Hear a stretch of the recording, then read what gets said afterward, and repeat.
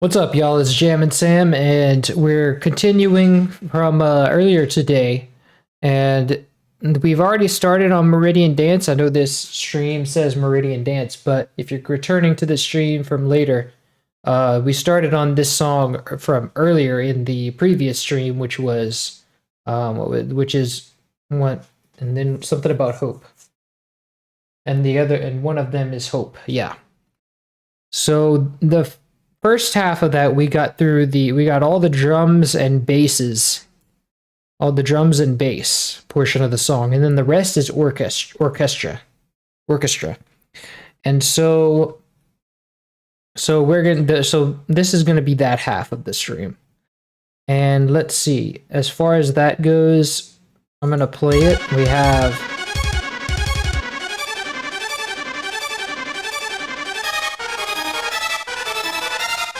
So I'm not going to play it all the way through, but we're going to start with that stuff. So the first channel that we have going is, actually there is strings littered throughout the first half, I think a little bit. So like we already got this part of the string. There's strings here, and then there's strings here, which we got already. And this is all bass, but I think we've got all the strings that are in here. So now I just have to kind of figure out the rest of them and then fit them where they go. So this, let me just fit my the strings that I have, because let's see, like I have this one, and yeah, this one happens later. Like you have this part, and this one happens later.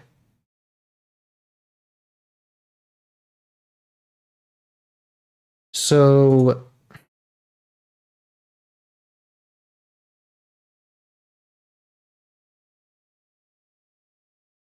these strings happen at bar 25.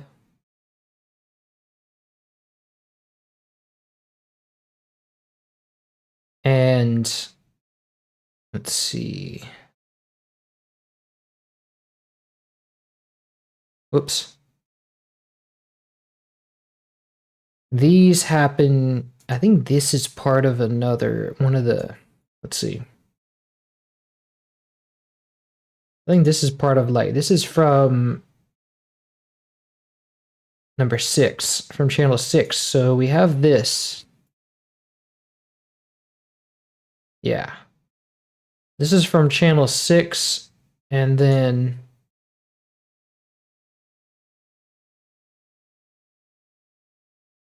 this part is from channel 3 again.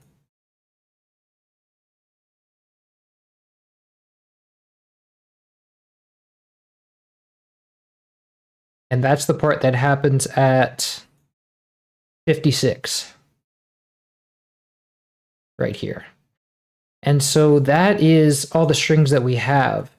There's something, I guarantee you, that goes in the middle here. So what I'm going to do is just extend this out and make a hole here for whatever it is that goes there to go there. So right here, I think it is.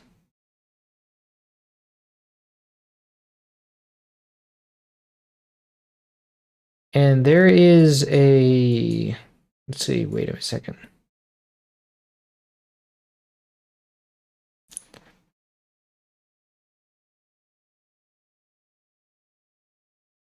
Okay, so that actually doesn't even need a, see, I can just do like that. Wait. That goes right there, and here is where the break is, so that needs a time signature change, and there we go. Wait, of course it's selecting something. I never even wanted to select anything. So that's there, and something goes in the middle here, but I don't know what it is yet. And something probably goes here too, but we're getting ahead of ourselves with that. So, whoops, sorry. So for this, we have some strings here.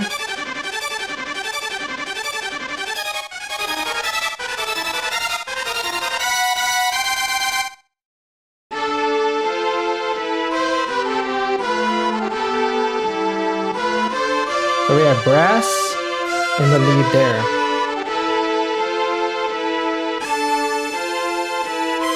So for our string, I think I want to do one straight line, like a pattern for string sections and a pattern for and a pattern for brass and so on. So let's keep this as, let's put all the strings in here. And so what I'm gonna then do is Control A, all of this, and move these sections around. So that's four bars in, this one happens. And then like this, Shift I to invert. Let's move the rest of this. Where does this happen? I think it's like 8 bars in. No, it was at bar 25.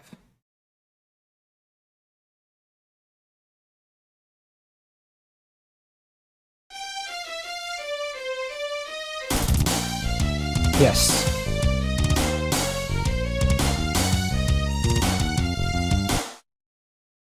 And this time signature now goes here. Wait a minute. Here.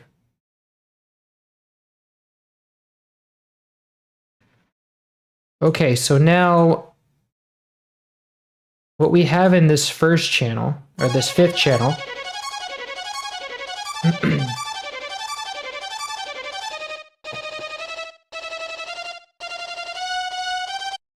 and let's see, I want to wait to configure the panning until we have everything together, because these things jump around and they're all in pieces, so I want to wait until I have a good cohesive, thing to see what the panning is.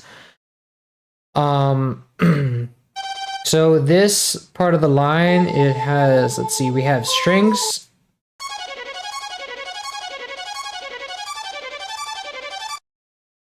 So let's go and grab those those staccato strings.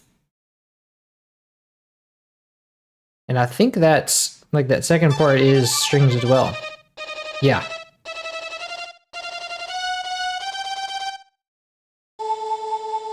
And then we have choir.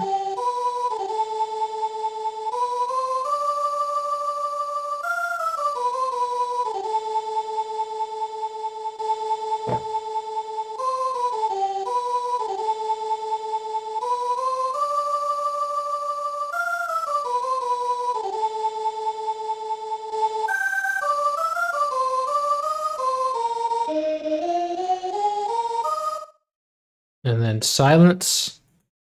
And then more choir.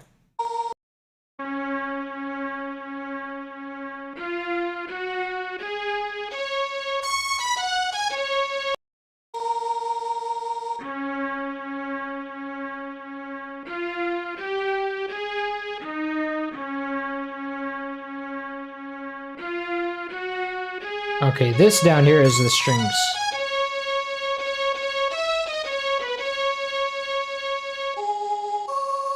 Oh wait, this is not. So we have, oh wait, and it starts over. So we have, these are all strings right here. So I'll copy this, paste it to the strings channel, and I don't want 2 of the same strings going at once. So I'm gonna put this in channel 4, like in channel 4 of contact. Alt C to change, and that'll be like the second layer. So no 2 layers going at the same time is what we want. But this is a first layer, so we can, yeah, I'm gonna keep it, well, wherever, we've already jumped around, so it doesn't matter. Let me send this. Which channel? Oh, it's channel 3. So I want to send this to channel 3. Channel 3 is our primary channel, and let's see. I just want to make sure that I'm not. Well, we'll deal with it later. Let's see. So I want to put another. Wait, no, I'll wait to put another strings. I want to grab my next channel. Let's see. Now we can save that. We can keep it. I want to keep it this same channel. So we have a lot of choir in here. And let me see if I can bring back what I selected. No, probably not without opening it, but the rest of this I think is choir. Let's see. This is all choir. This is all choir. If I control shift, wait. Control shift to keep selecting. This is all choir, and this at the end is choir too. So if we copy that, I'm gonna make a new pattern and call it, I'm gonna put my playhead, put my scroll bar right here. Find first empty, call this choir. And then I'm gonna paste the choir right here. No, wait, I don't want to paste it there, but for now I do, because I have to keep that time, because now it has the right interval here. Oh, but wait, I do have the choir already open. So if I just go cut this and go to my choir channel, I can paste it there. And I think there was an octave difference here. Yeah, it's too low. There we go. So now the next channel, let's figure what that is. Nothing yet. Got brass.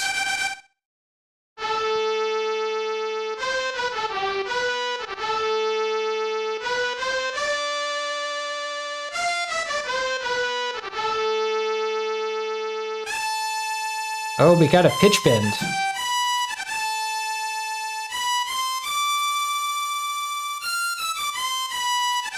Oh, but what's that part at the beginning? Oh, it's still brass. This is all brass. Okay, so we got strings.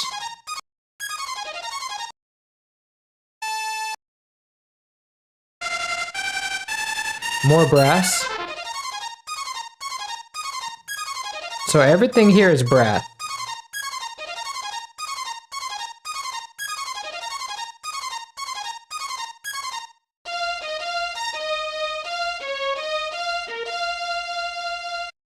So I'm gonna go find first empty, call this brass section. I just call this brass. And then I'm gonna go to my brass channel and paste it there. And this should be the same octave, I think. I'll have to send it to channel 1. Alt-C.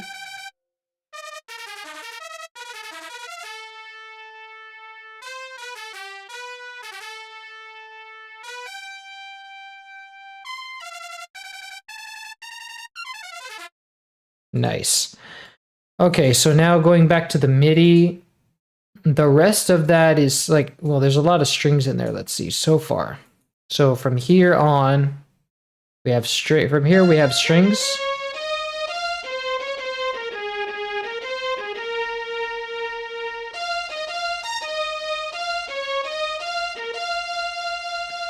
And I do believe I got this part already.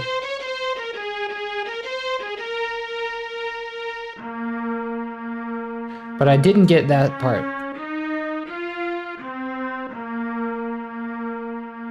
So Control Shift and select.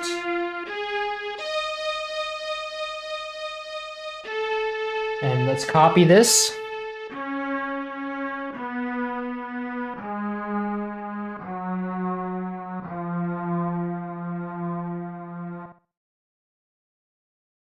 Nice. Okay, so go back to the strings channel and go to contact. And from here on, okay, I do also have another thing going. Let's see.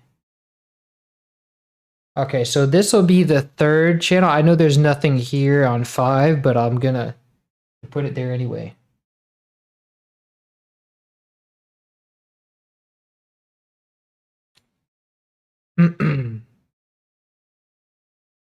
So let's see.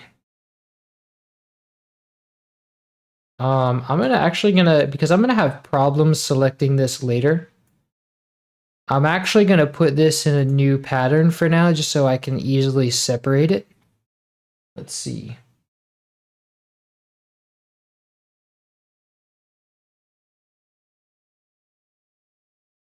And I'm gonna send this to 3.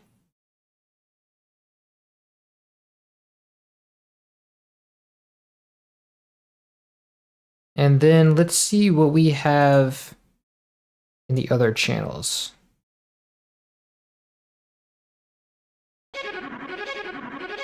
We got more of the strings.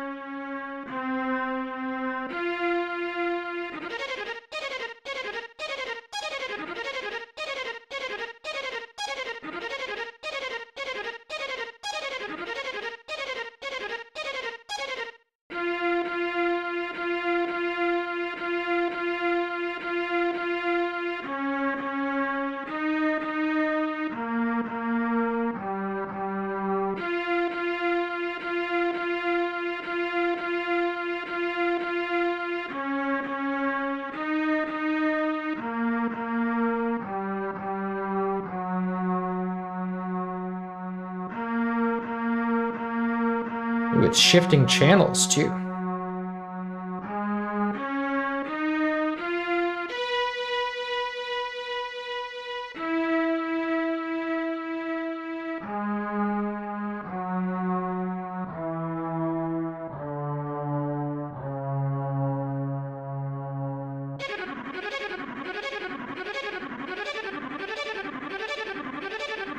Okay, so that's the loop. It's like all of this is strings, right? So yeah, all of that strings. So I can just grab this whole thing and I'm going to put that in a new channel too.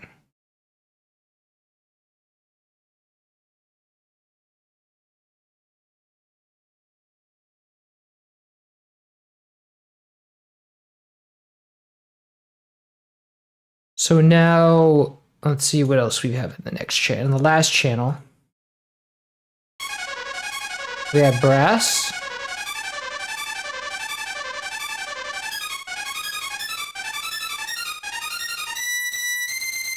Wow, high brass.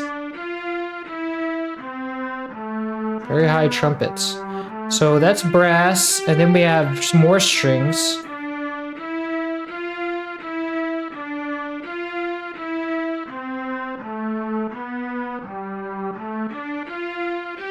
So the brass goes here.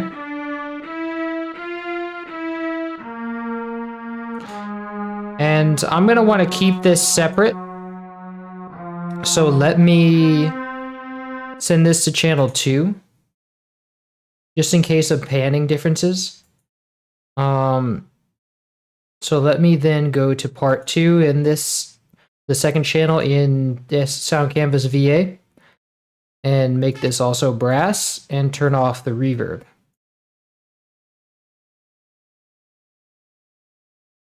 And it looks like there was enough silence where Kuroneko quit on me, so let me play it again. So after the silence, it looks like there's flutes.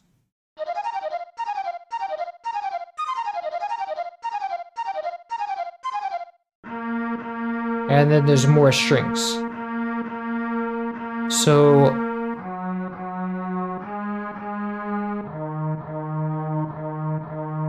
this is strings. And then this is strings.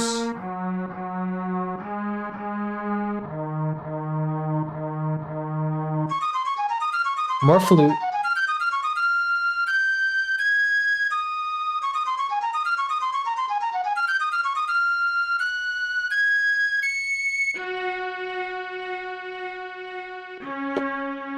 And then more strings. Let me make sure Kiro Neko doesn't mute out here. Right? Okay, then it's a final flute note. So this part I can copy and then go to, I want to do a new pattern and then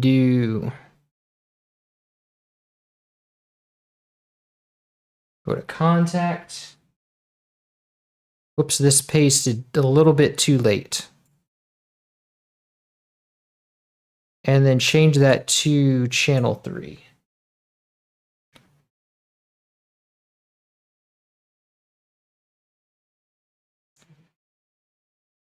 Now before we get to the flute, I want to figure out, now that we have all the strings, I want to figure out like kind of how the strings fit together. So I'm going to look at all my string parts and check out the panning relationship, because the panning is what matters here. Panning is what I'm looking for. I'm looking for the panning relationships between all of them. So this part in channel 3 is panned 31% to the right. And this one, and later in channel 3, is panned 59% to the right. So let me see, 59% to the right, and then in channel 3, that was channel 2. In channel 3, we have 59% to the right here. And then let's see. Oh, you know what I want to kind of do? I want to separate them into melodies and harmonies. So this is all strings. And these are all melodies, I do believe. Except for this part and this part.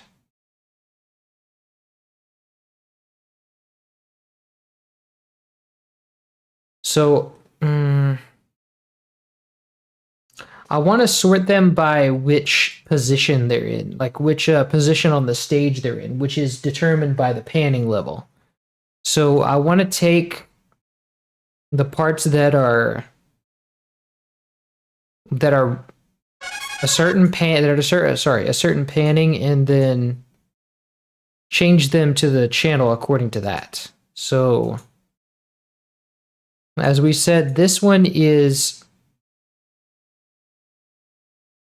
31% to the right. So I want to make sure, I'm going to start out my strings, like the first strings, I want to put 39 to 39R, 31R. And I already had it set there, so. And then the last strings are 59% to the right. So I want to set that for the second one.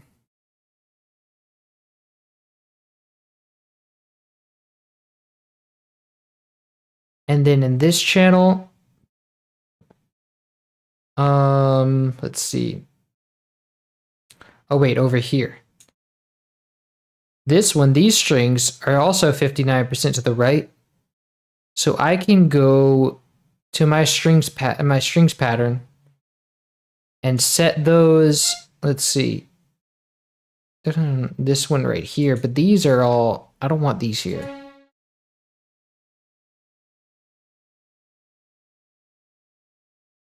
Actually, I can leave them there. Let's see. So this one, I want to go to the fourth channel, but I need to remove this because this is also the fourth channel. So I want to cut this. Oh, did I paste that twice? What? Wow. Okay, so that I'm gonna cut. I'm gonna put this in one of these other channels isn't doing anything on this section.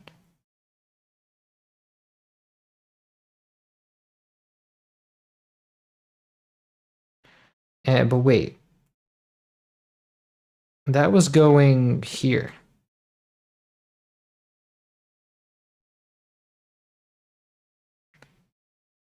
And I want to create a time signature marker here. But I want to move it.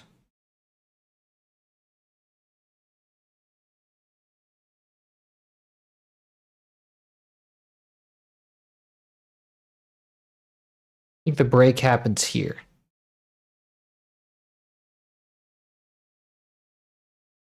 And then I want to paste that part here. Wait, what the? You gotta be kidding me. So, oh, because it was the whole like line. That's why. So I want to Shift C this and I want to deselect this. Well, actually, no, I can take this here because that's good because this one doesn't have to be here. This is another layer. So let me cut this.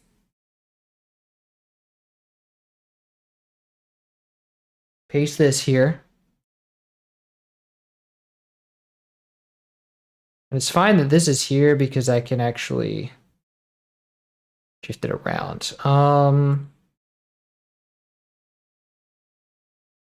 So these strings that are here,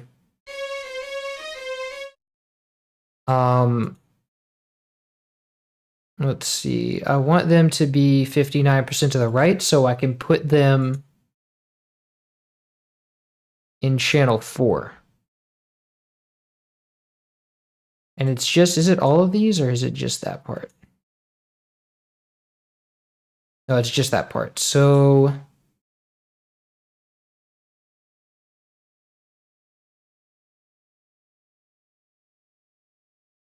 this part is going 59% to the right with channel 4. Alt C to change. And let's see. The next strings that I have are here. And this is going 31% to the right. It's the one that starts on A sharp. And that one is here. So this one I'm going to send to channel 3 if it's not there already. Because that is 31% to the right. Whoops. And then I think the rest of this is bass. And then in channel 5, it's 30% to the left. So we have a new strings patch. We have a new string section here. That means I need a new contact patch, and this is going to be 30% to the left.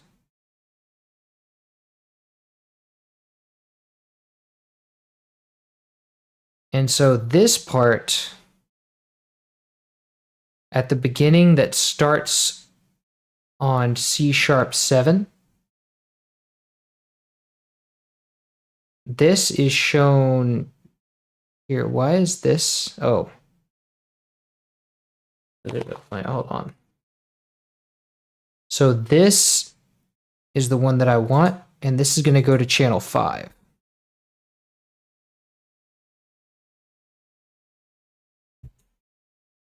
Alt C, and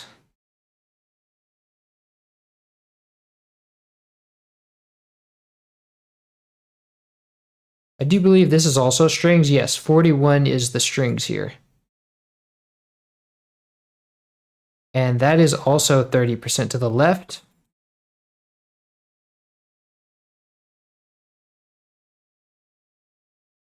And this is the one that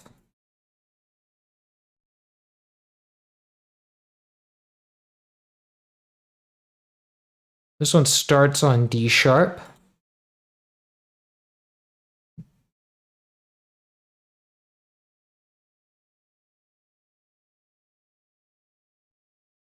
That's this one. So this one is going to go to channel 5.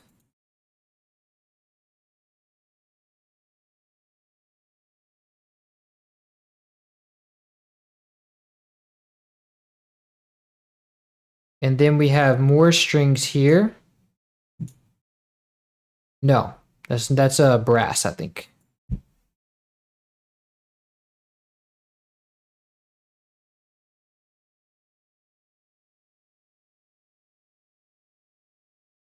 think the rest of this is choir. Oh, wait. It shifts to strings here. And this one is back 30% to the right.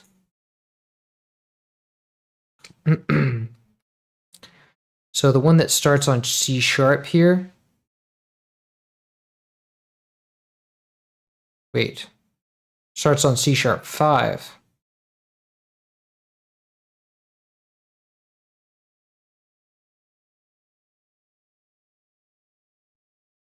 There we go. This one right here. This one is 30% to the right, so this is going to be... Wait, how far does this go?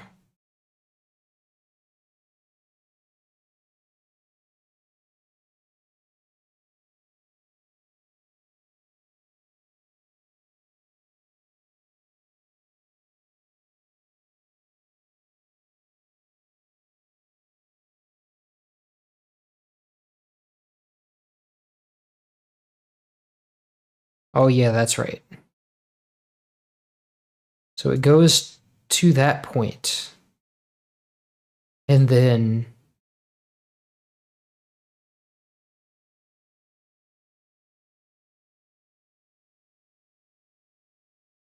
that's all this right here. Control Shift. This one is going to be channel 3, 30% to the right.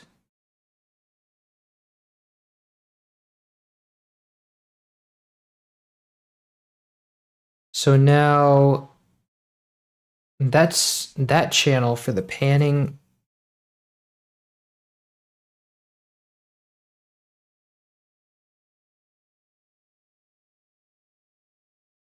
Wait, actually this one is 59% right. Oh, it shifts.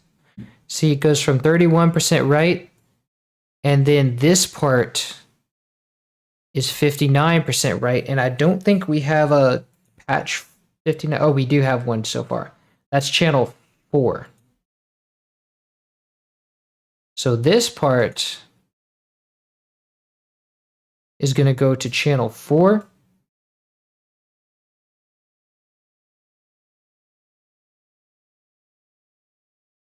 And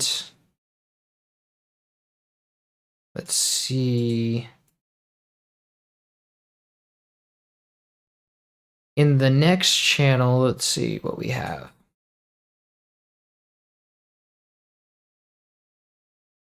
Looking for it to say violin or 41. 41 violin. There we go. So these strings are 30% to the right. So that would be channel 3.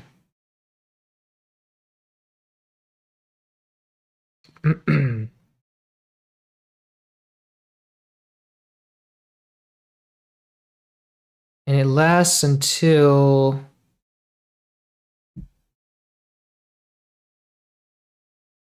for this whole channel, actually.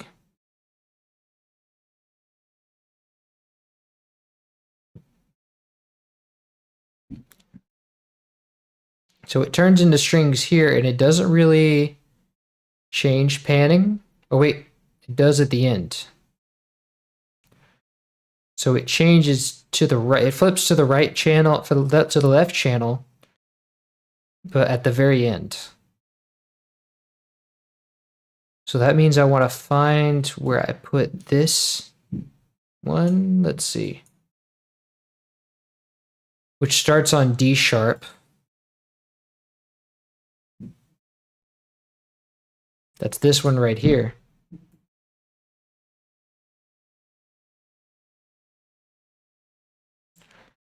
And this one is going to go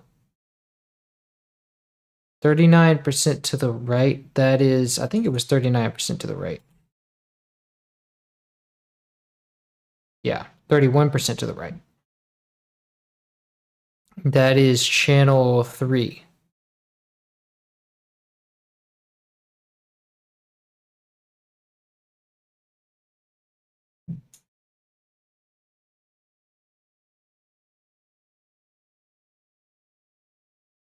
And I think this is also those notes,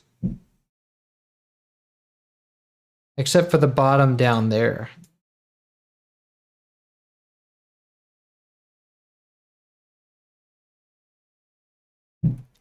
So this one's going to go to channel 3.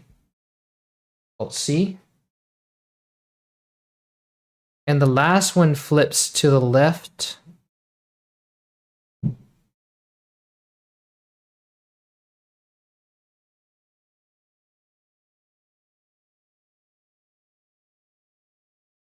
And that is 30% left. Let me make sure that's the right note. That starts on a C sharp.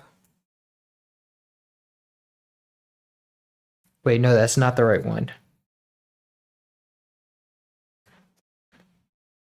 The one that's going 59% left is this one.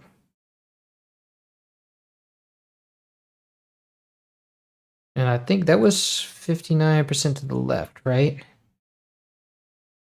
You see, no, 30% to the left. 30% to the left, the one that starts on C sharp. 30% to the left is which channel? Is 5.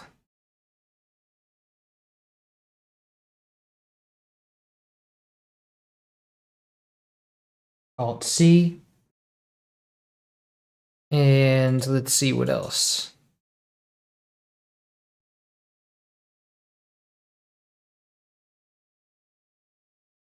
So this one is strings going 30% to the left.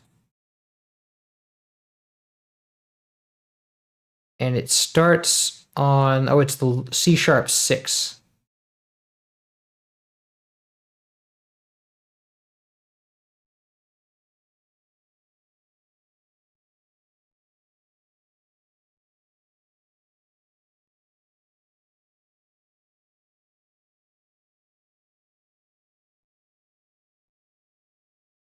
Wait a minute. I have 2 of them starting on C. Wait, this is brass. C sharp 6, here we go. And so I forget again, which hand does this have? 30% to the left. And that is channel 5.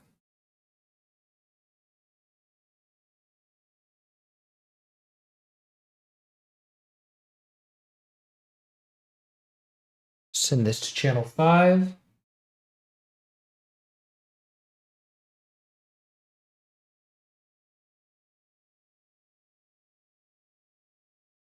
And now this next phrase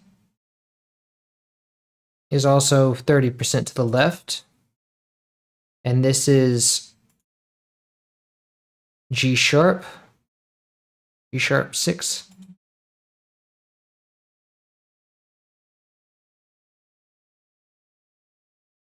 So this one goes to channel 5. Alt C.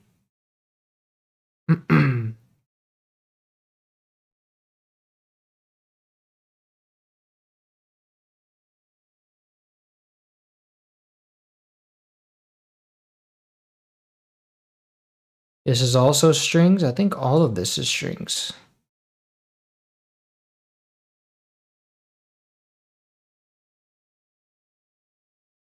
Yeah, all of this is strings. And it does change panning a few times, so I have to be aware of that. But most of this is 30% to the left, I think.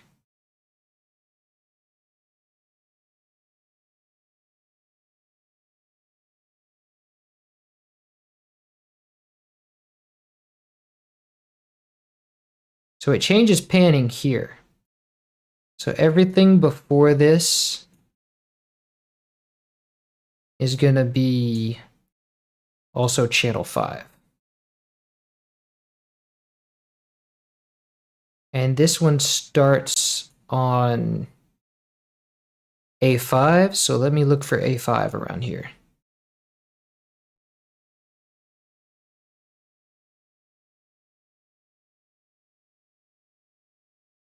Here we go, this one.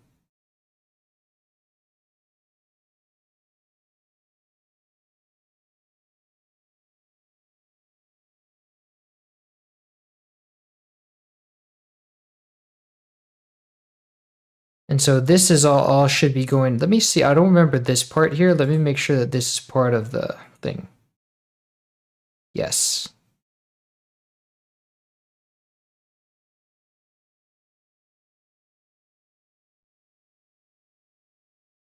So here is where it stops. I just want to make sure that I'm selecting everything previous to that. Oh, and everything is here actually. This all needs to go to channel 5. Alt C. And so now this part,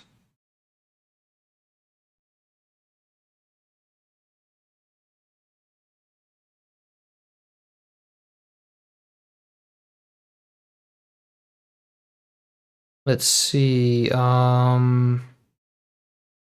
we're here, and this part is going to 58% to the left. I think, wait, is it this one? No, it's this one, this channel. Channel 7 switches from 30% to the left to 59% left, which I don't think we have a channel for yet. So we need to add one.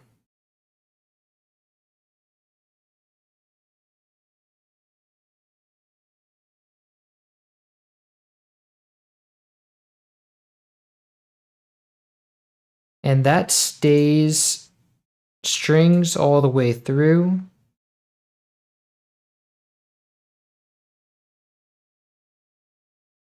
So then we just need to go to that channel and add this. Make this channel 6. Alt C to change. And now the final channel is choir, is something else. Okay, this is strings. And it's also going 58% to the left until this is a different wave. This is flute, I think. This is strings, also 59% to the left.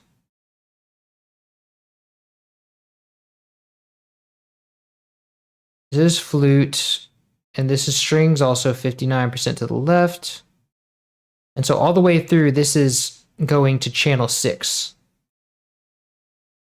Let me find where I put that. I think that's this one. Yeah.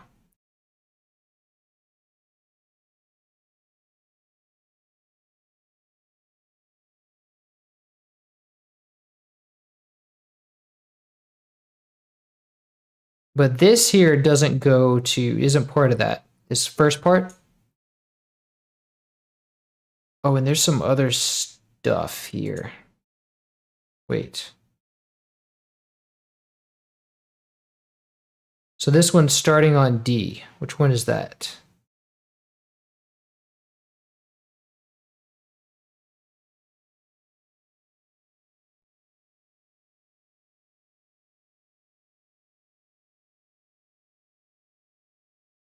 And then this one has another layer.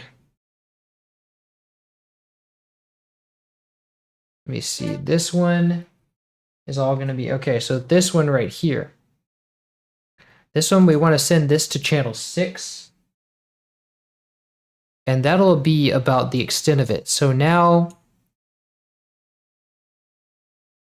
if I send all of this to the strings pattern,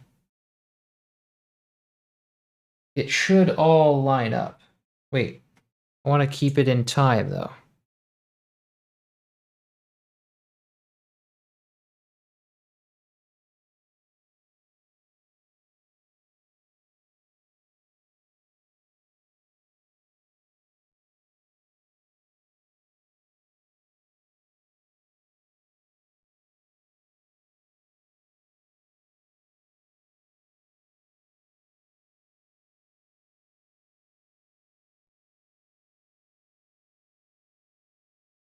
Oh, sorry, we got some comments. Thanks for upload the Donkey Kong Country OST, man. You're welcome. Glad you enjoy it.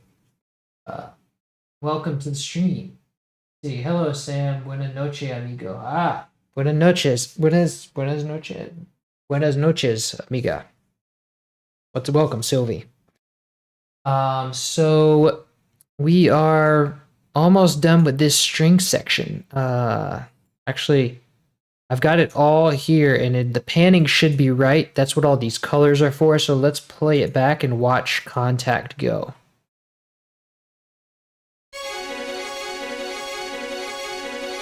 And I'm gonna have to take modify these envelopes. No, not so much release.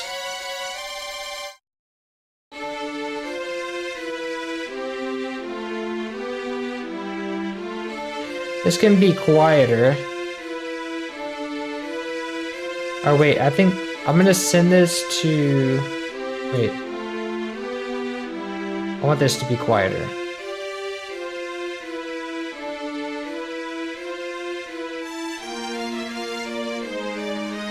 All of these need to be quieter.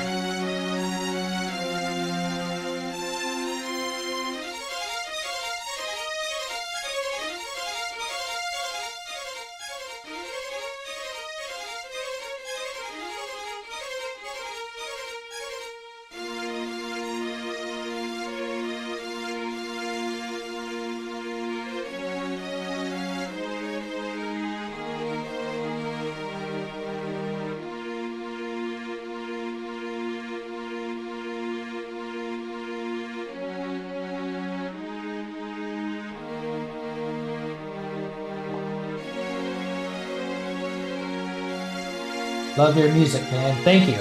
Welcome to the stream. Got a good little crowd going in here.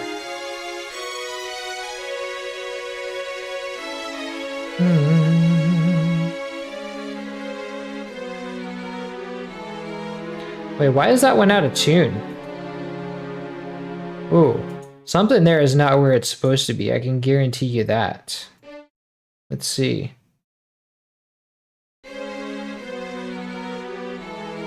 That sounds really out of tune.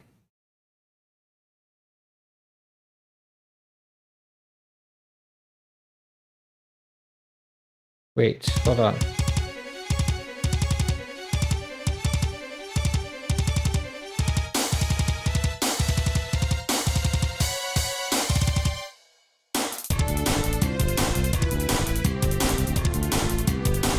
I think the snare drum is too high. Yes, there we go.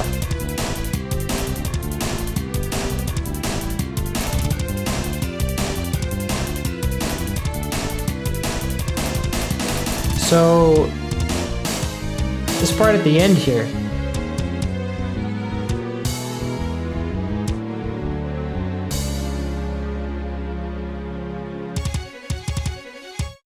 So there are some strings here. I want to isolate this string channel.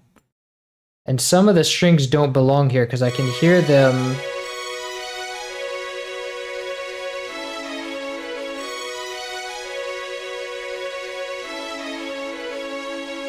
Or they're the wrong note or something.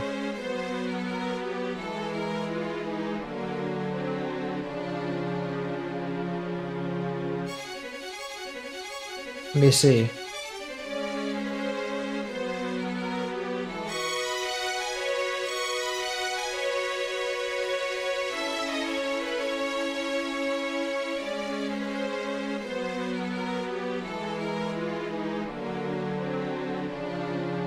So, I think it's this. It's this one that doesn't belong, whatever this is. Oh man, I've got some notes running into each other. Ooh, this is a mess. I can kind of tell what doesn't belong. Let's see. This is definitely out of place. Wait a minute. These are two duplicate notes. Hold on. Oh, wow.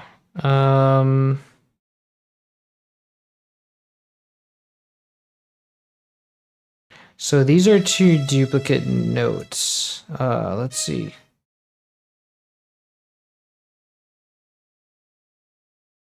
Yeah, this whole line is duplicated. So I can go ahead and remove one of these.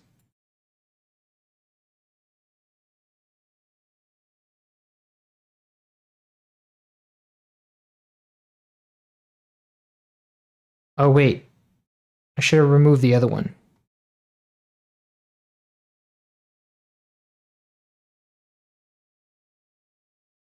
Because these are the same color as another one.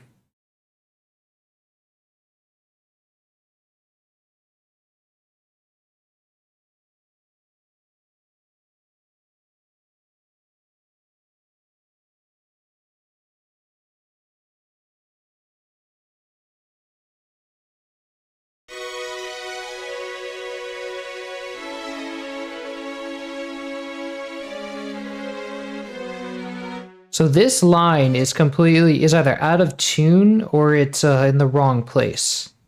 Because I can hear the dissonance. I love that you streamed your work on these remasters. Great work. Thank you. You're welcome, Carl. Welcome to the stream. All right, so this right here is what I want to select. And this, I'm going to cut this for now because I don't know if it's in the wrong place or it's in the, let's see. Oh, here it is right here. Okay, it's just the wrong note. Somehow that got moved up. Okay, that's better. That's better than it being in the wrong place.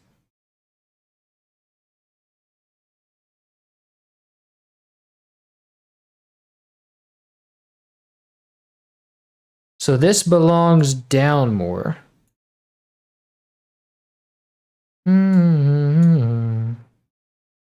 And I want to know, I don't know, I think this is, yeah. Because these duplicate notes I had, they wouldn't be in the same color. So the correct one is the ones that I kept.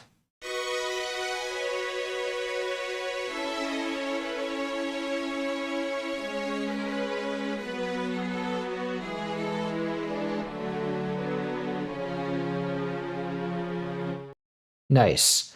So now all that's left is the volume envelopes of these. So let me see kind of what's going on here as far as volume envelopes go. So this first strings that we have has a pretty significant envelope. And this would also be a good opportunity to check on the panning.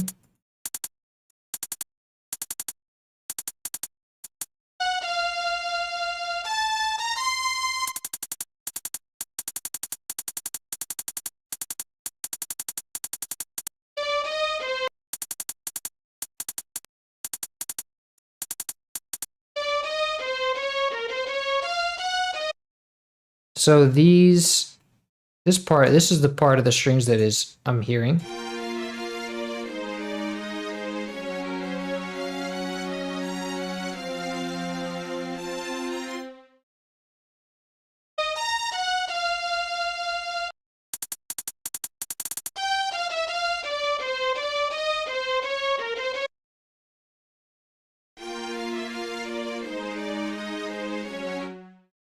And there's also some volume automation, so I have to be aware of that. Let me see what level that.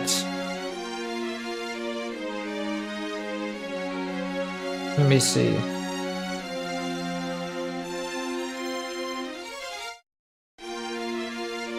So this particular part, the strings are at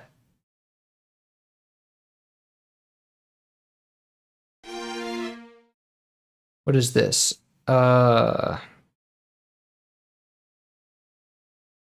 right. I don't even know. A little bit over, let's see, negative 5.6 dB. That's just something to be aware of. Let's see. I want, because there's a lot of volume automation here and I want to keep track of that, like keep track of the volume changes. So I want to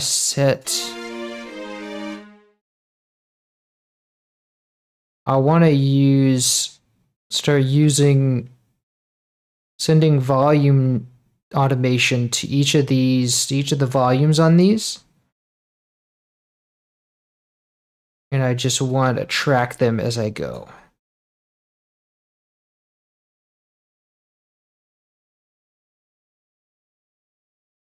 So if I go and copy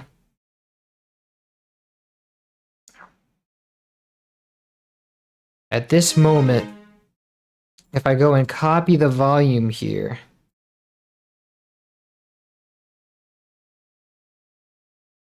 and paste it to the corresponding contact channel, I can kind of keep track of it that way. So that's this moment here.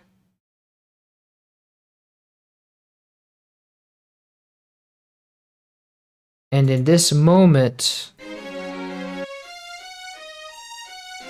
I want to automate. Let's see.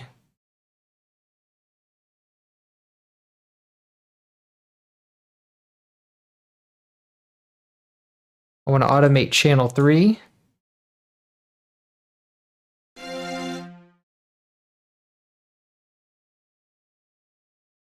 And it's not going to tell me. It's 25 to through 30. So I want to select 25 through 30.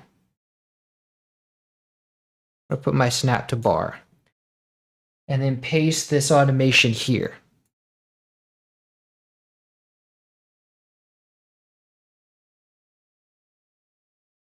So then we have some strings going here.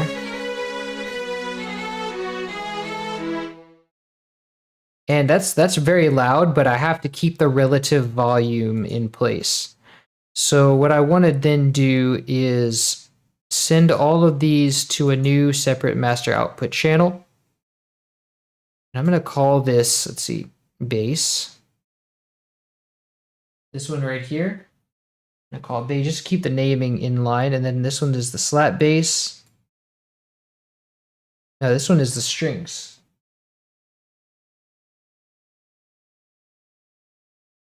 And then this one is the slap bass. So I have in contact an output for the strings, and I want to send this to outputs 5 and 6. And then I want to tell the wrapper in FL Studio to send 5 and 6 to what's this?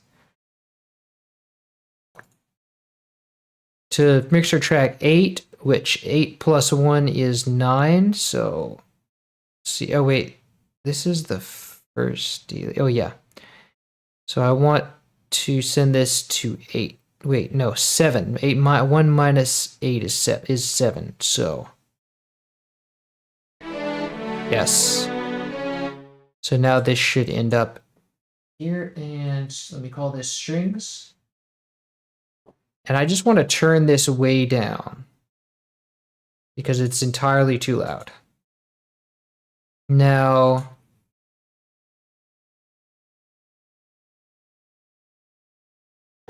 The strings here.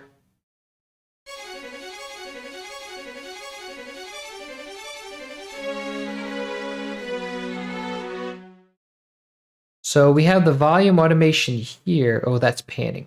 Hold on.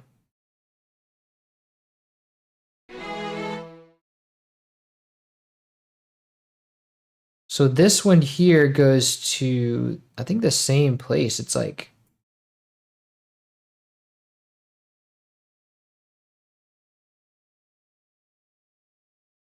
no, wait, this one's a little different. It's negative 4.3 dB. So we'll copy this.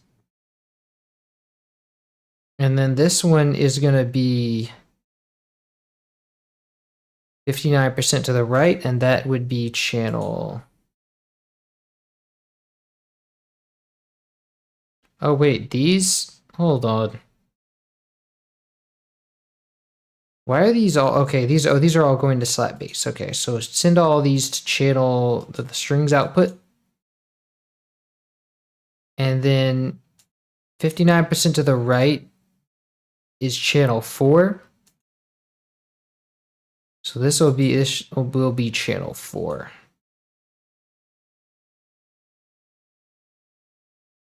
Now if I select channel 4, Shift C. Wait a minute. This one should be channel 4, but it's not. So that means there was an error here.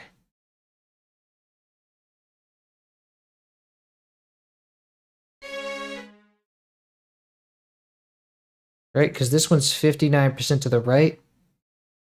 59% to the right is channel 4. Wait. Yeah. So this one should be going to channel 4.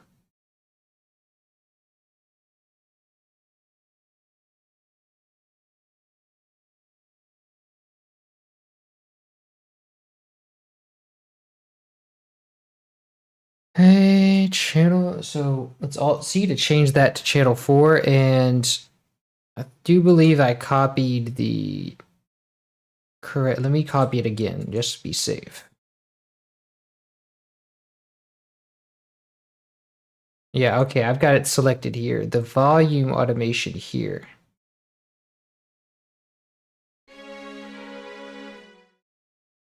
I'm going to copy it again. And so,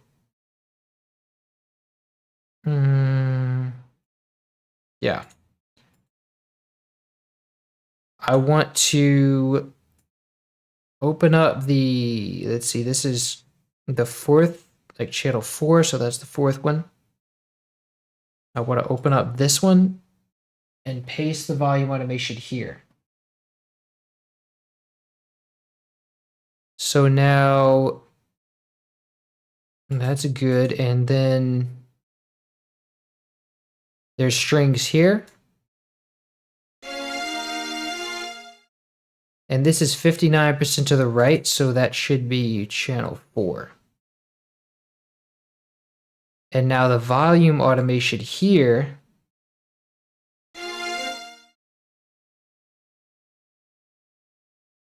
Let me copy that.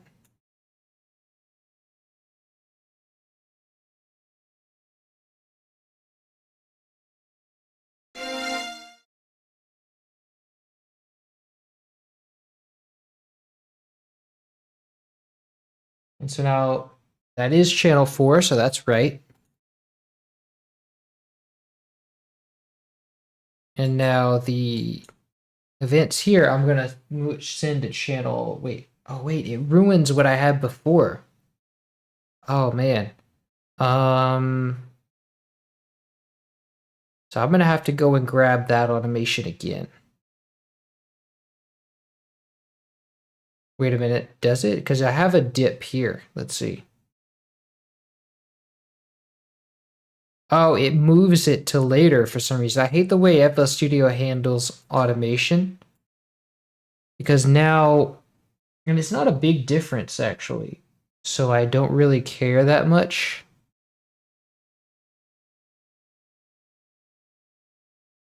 But it is data that's lost. So I need that to happen at 68. So let me just remove this space. Delete space. Right there. So it changes volume there. And then the next strings patch is over here, I believe.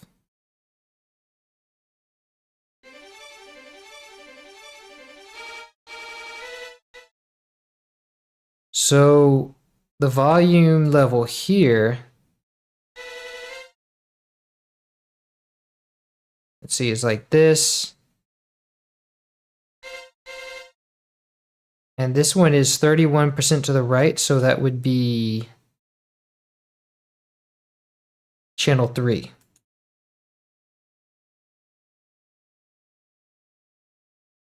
So let me just copy this. And then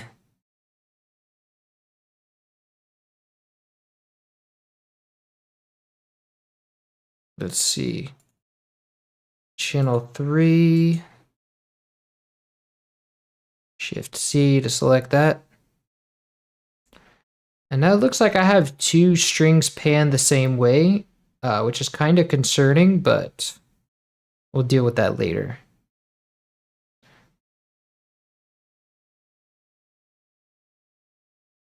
So this one going to be from 5 to 6.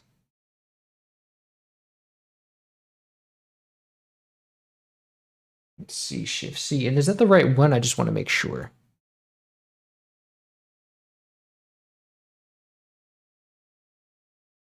Yeah, this one starts on A sharp. And yeah, that one starts also on A sharp. So now the volume level here.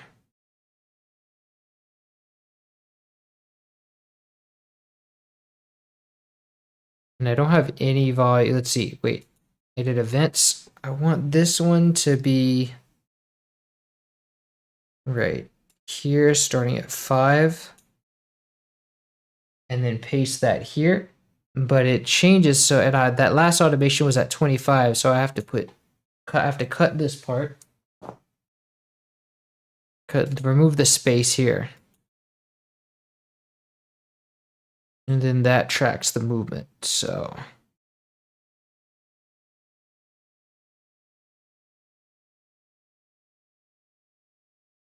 okay, so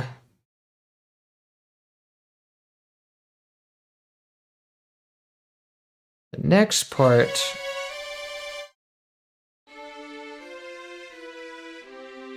so this is also strings. Let's see. No, that's not strings.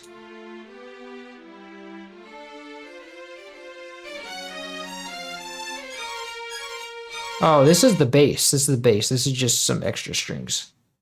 Let's see. The next part of the strings is here. With this one being 30% to the left. And 30% to the left is channel 5. And the volume level here is going to be as follows. Like this.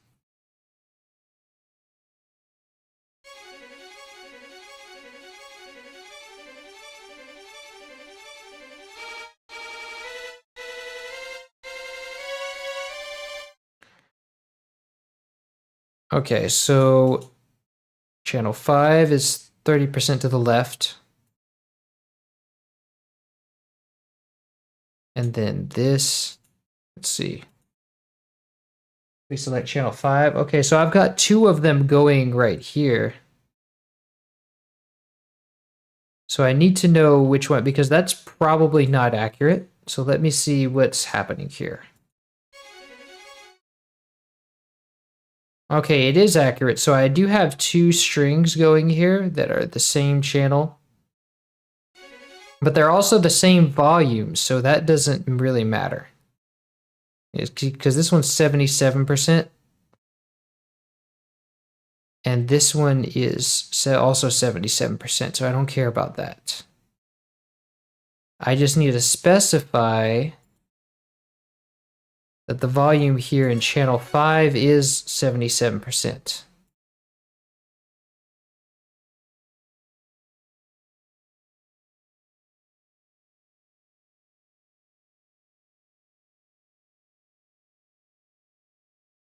And why do I have a sampler here? I don't need that.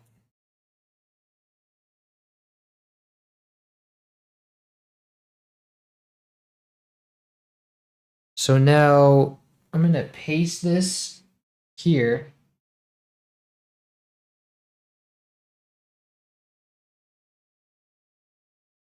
And then, oh, that's really loud. It's actually not that loud. Look at that. It just sounded loud, I guess, in the grand scheme of things. So this channel is going...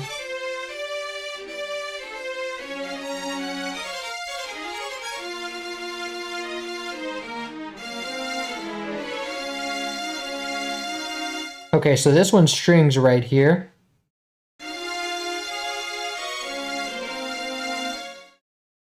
Oh, that's right. I remember this section. This is going to be 31% to the right. So that is channel 3. And the volume level here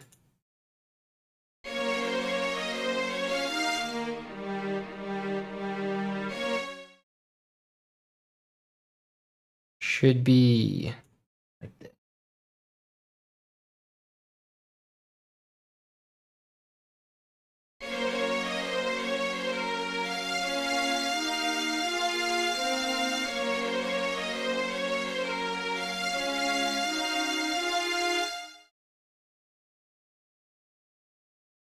Okay, and then this will be channel 3, I think, right?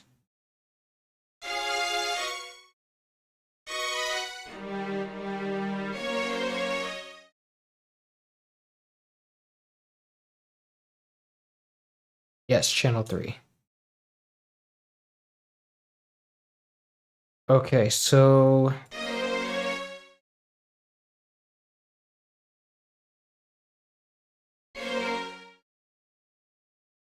select channel 3, Shift C, and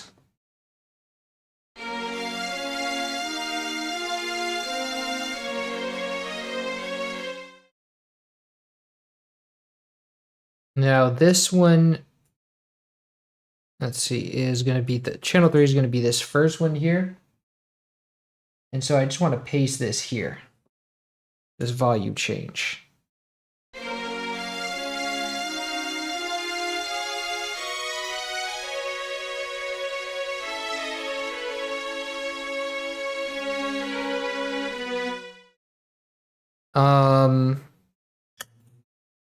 So now this one is, let's see, now it switches back to something else. And then the next string patch is going to be, let's see.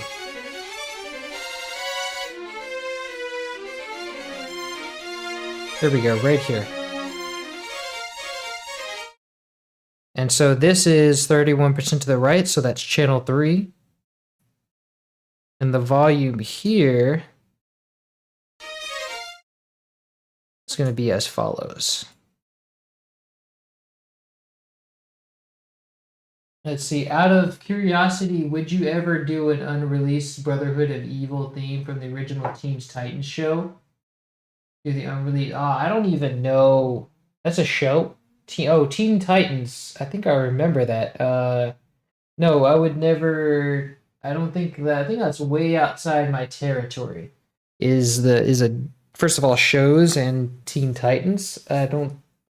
That's not really my forte, and I don't know the theme either. I remember the show vaguely, but I don't know the theme. And I don't know anything about the unreleased Brotherhood of Evil theme. I don't I don't know if was that in a game or is that just from the show? I'm not really sure. But probably not from the sound of it. If that answers your question. Um so let me copy the volume level here and add this here. And so this is going to be, see, this would be channel 3. So now, and I have to remember that this at 56, it changes. So you Control V to change that. Oh wait, it goes all the way back down to the same level. So just have to be aware of that this was the same level at 56. So now, let me see, we have strings. Wait. Oh, it's trying to stay the same. So this is all strings right here, apparently.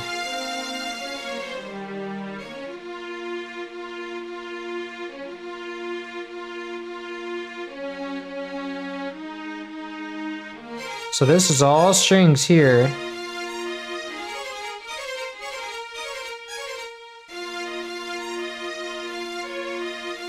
But it does change volume, as we can see here. So it starts here. So these strings change volume. And then, let's see.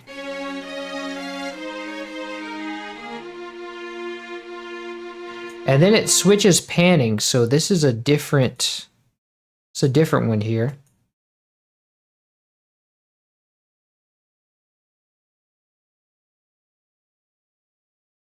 Where does it switch panning? Okay, so right here it switches panning and it also changes volume, so that makes sense. But from here to here, it's all channel 3. Oh, so that's why because when it changed in channel 3, that's why it went back. So I just need all of this and then I'll be good. And so in channel 3, I can just paste this really. And that's good for the whole thing. But now when it changed, I have to know the volume level here. Because when it changed to 31, let's see, it changed to the left, I think. That's this part right here. And that is 31% to the left is channel 5. So that means that I need to see that which I need to go select channel 5. This is A sharp, and let me wait, I need my automation first. So this is channel 5 and it is 56. It's at bar 56. I need to copy this. And let's see. Channel 5 would be this one. And so I have to paste this to channel 56. And so I select 5. There's actually nothing going here at 55. Is that actually strings? Let me see.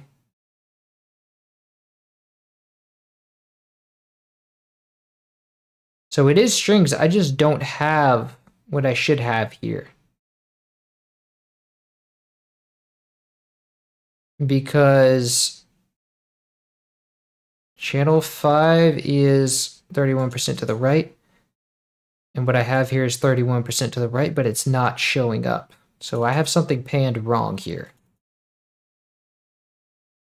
And this is the one that starts at A sharp 4. And the strings here A sharp 4 is represented now right now by which channel? 3. So this should be,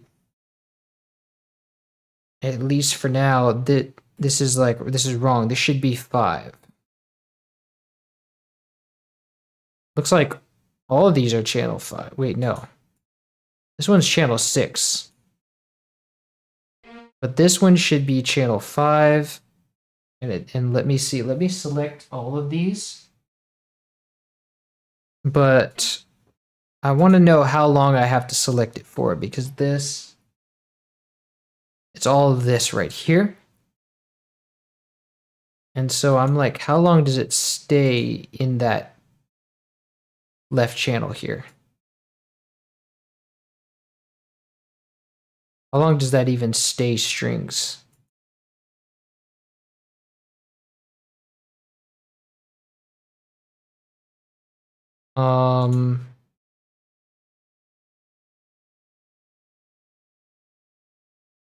So it switches here, so it doesn't need to be, it's 31% to the right here. And then here, it goes back to being 30% to the left. It goes back to being channel 5. It goes from 5 to 3 to 5. And so, let's see.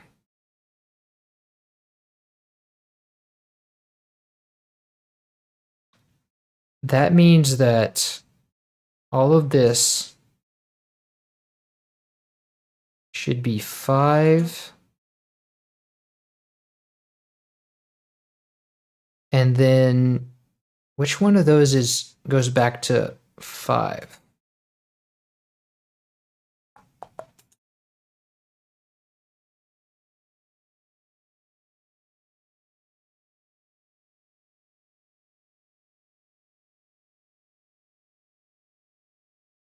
So this one goes to 3, and this one goes back to 5. And it goes back to 5 when on the one that starts on C sharp.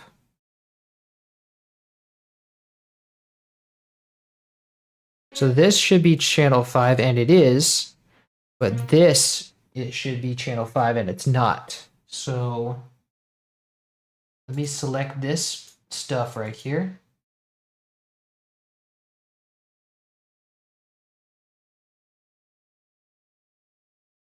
And send this to channel 5.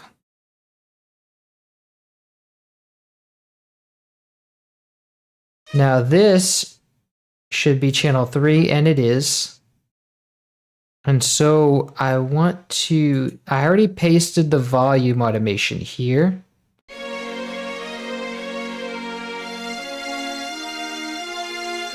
For channel 5.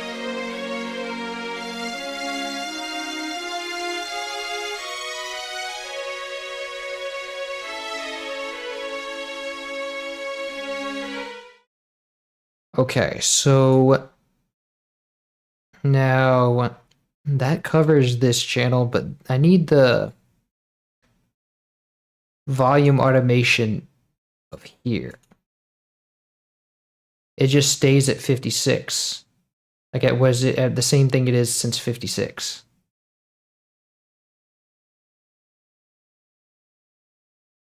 But since we've changed panning, I just have to make sure that this is the right level. So let me select these 4 bars, copy this level here, and then this is channel 3. So let me just make sure that these notes right here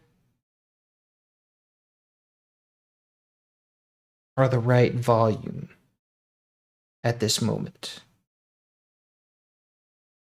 So this would be, yeah, it's the same. It's right.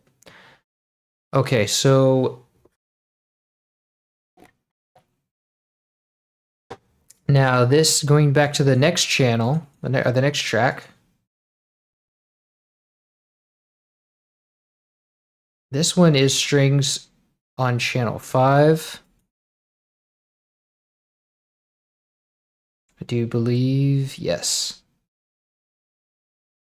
And this one is C sharp 6. The begin is the first note.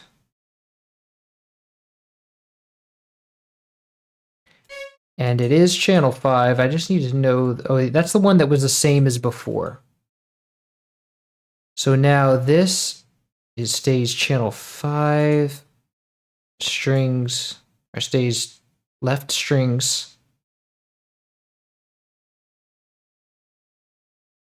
all the way through. And it doesn't really change at all that I can see. Oh wait, it changes a little bit in panning here.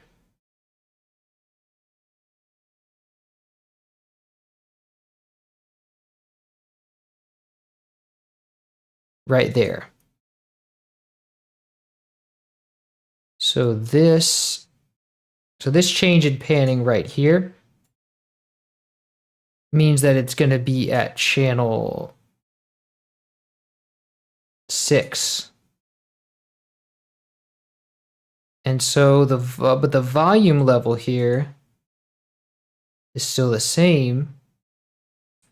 Oh, but it does change in volume a little bit. Let's see.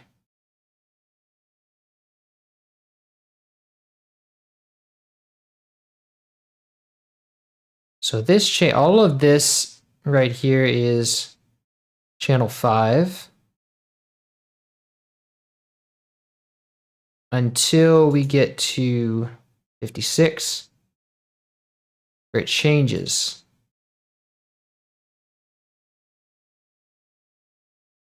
So all of this is going to be 5,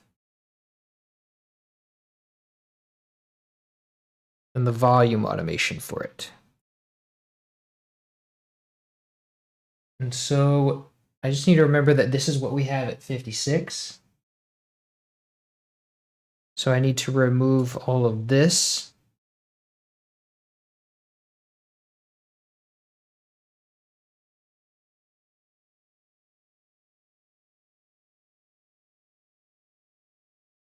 Let me delete this. And the space comes from that time signature change. I want to cut that.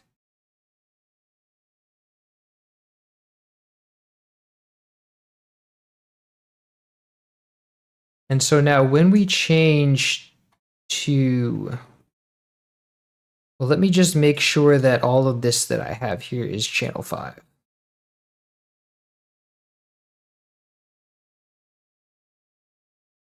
Channel 5 is represented like this. And let's see here.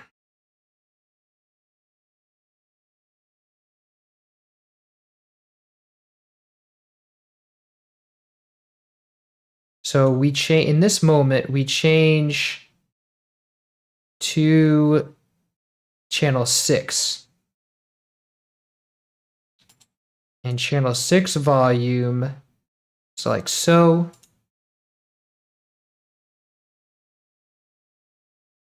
And then we stay in channel 6 for the remainder of the song.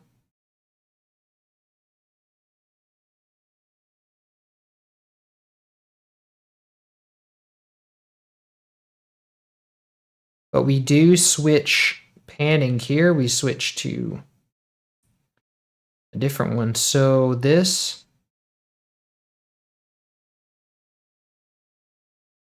let's see, this is, let me track the panning here. So we change to channel 6 for these 8 bars. And then we go to, so channel 6 is all of these notes right here. That's the one that starts on F sharp. And the volume should be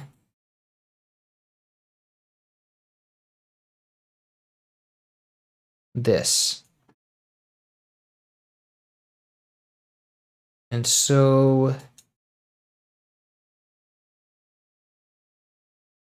let's see. That's these channels right here. It looks like we have 2 of them going on channel 6. That would be... But I don't really have anything else. Let's see, what is going on channel 6 besides that F sharp note? The C sharp. So which one is the C sharp?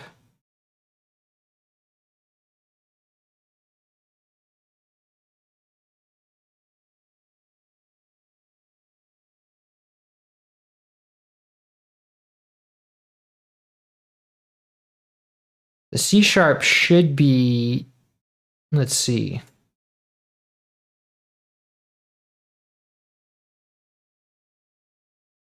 See, this one should be going to channel 3 at this moment. So this part, I have to select and move to channel 3.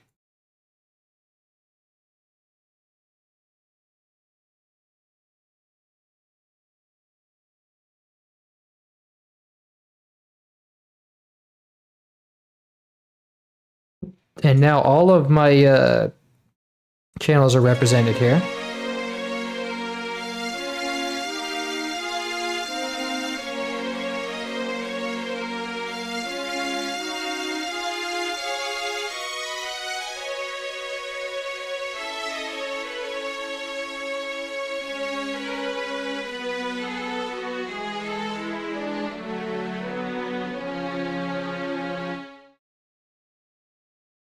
Okay, so in the volume level for that part, let's see, is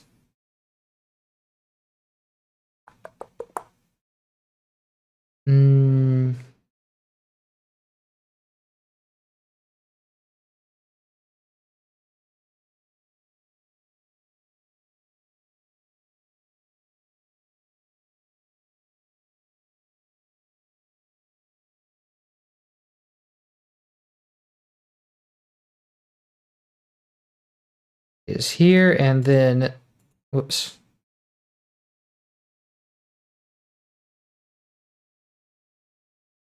And then for that part, that is channel 3, right? Yes.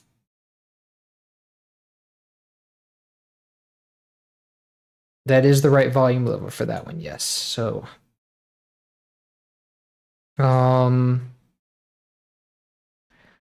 now the volume level of channel 5 here, or channel 6 it should be. I did get that one, didn't I? No, I didn't put any automation in channel 6, actually. So this one that switches to channel 6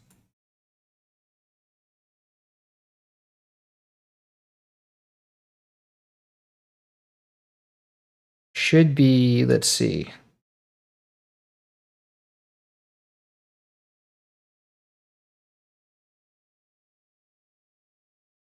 Should be right here.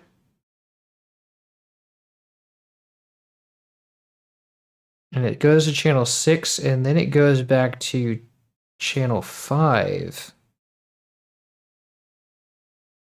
So we can copy that here to channel 6.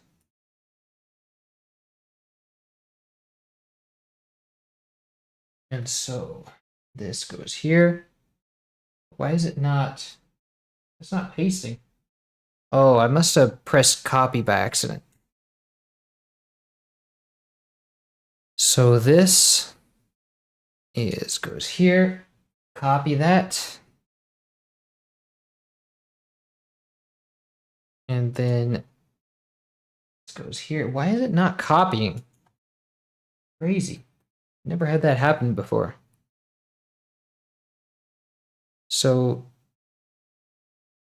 if I go to the volume of this one, and I tell it, hey, copy this moment, or maybe I have to maybe I have to have the playhead here.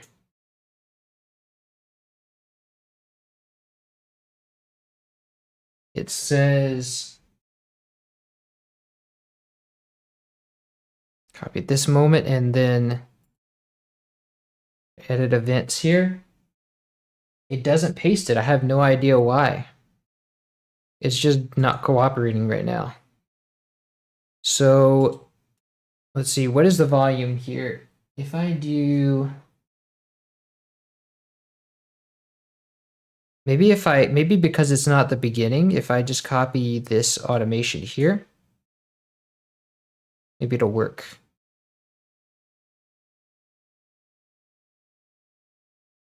Or what I can also do is copy the value here.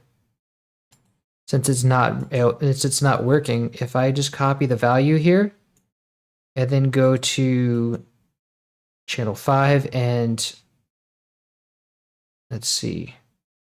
If I paste it here, it might work. Yes. Okay, that was like a kind of a workaround.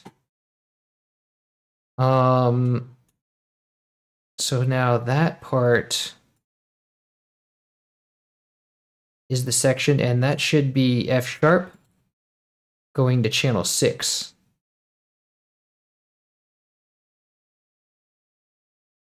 And it is. And then after that, it changes to channel 5. And that is the one that starts on B. And and then it does that for like 2 notes. And then it switches back to channel 6. And the volume of channel 6 changes. No, it does. The volume of channel 6 changes. It goes down a little bit. So I need to grab that.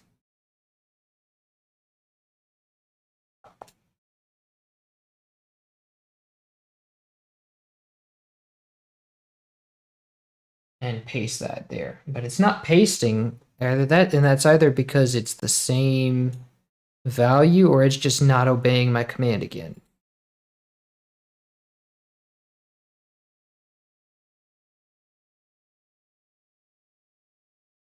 It is a different value.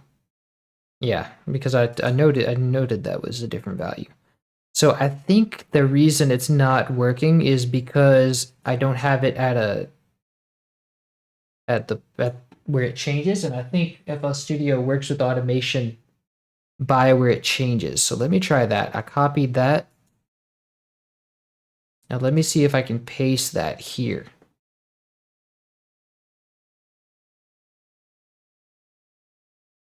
It does work. So that's how, yeah, because FL Studio has a really bad handling of automation. So sometimes it's confusing like that.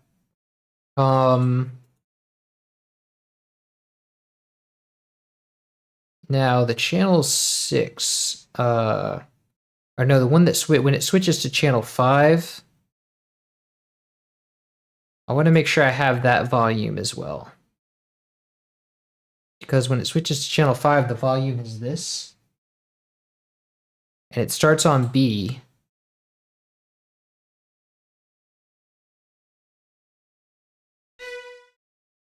And that is, wait, it switches to channel 5, but I need the volume to be that because that is channel 5, right? Let's see.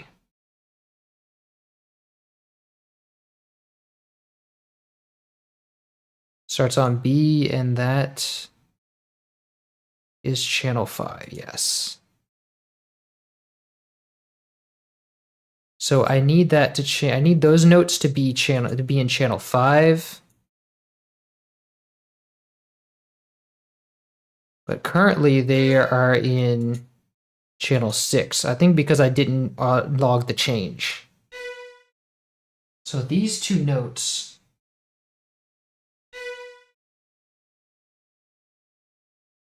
that B to that E should be in channel 5.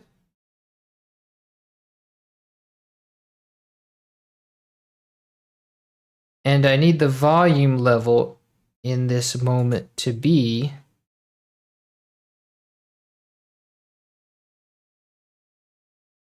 like so.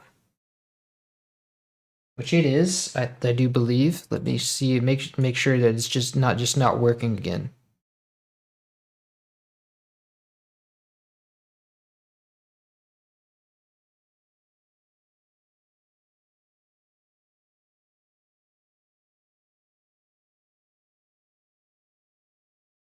Yeah, it is the same volume. So now the next channel that goes on is this one's center. Is this still strings? No, this is not strings. This is brass. This is strings, and it's going in channel 6. And it goes for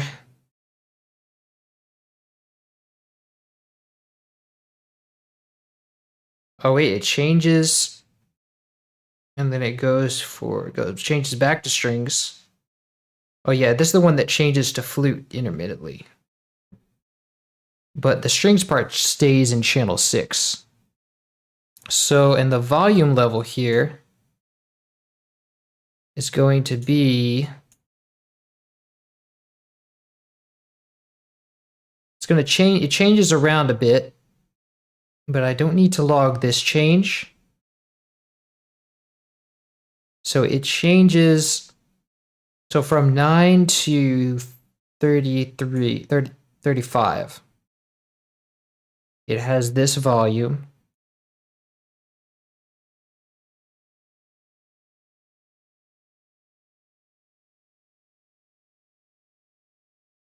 And then I paste this here, remove the space over here.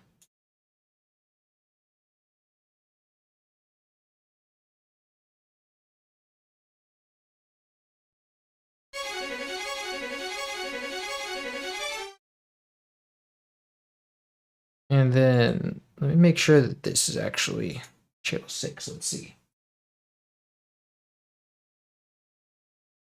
Yes. So, and then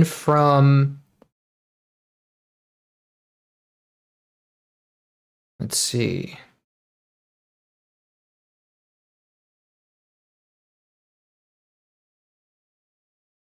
From like 40 to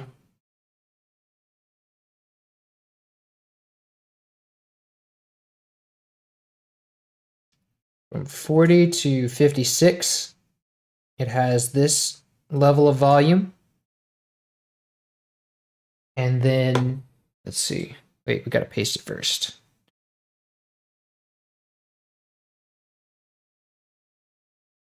Right? And so then we remove the space here that it created.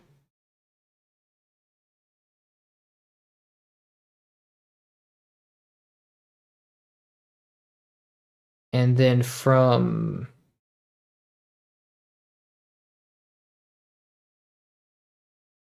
let me make sure I didn't remove something because I thought I removed something. Let's see. Oh, I did. I removed a change that happened here at 68. So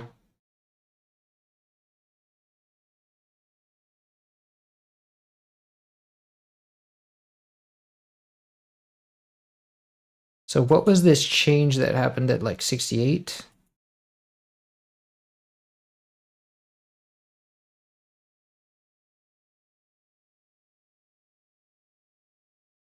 I don't even know. Okay, so at 68, it's not really, oh, it's just staying the same.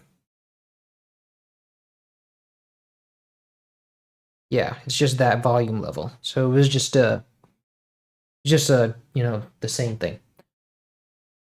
So now the next one is at, let's see. So this is flute right here, this lower one. And this one is going to be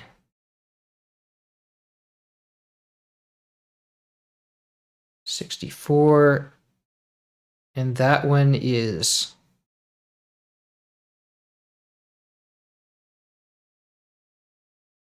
hold on. Oh, you gotta no. That's stupid.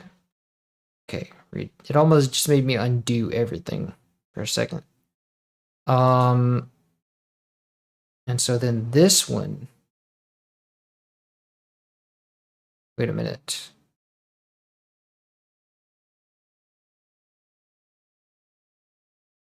Wait a minute, hold on.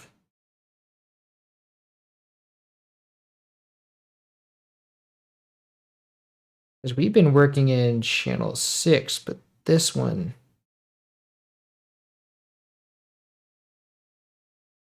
is showing up. Let's see.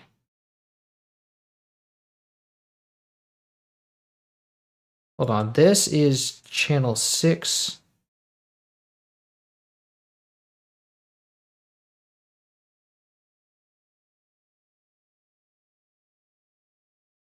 But we've been working out of... Wait, hold on.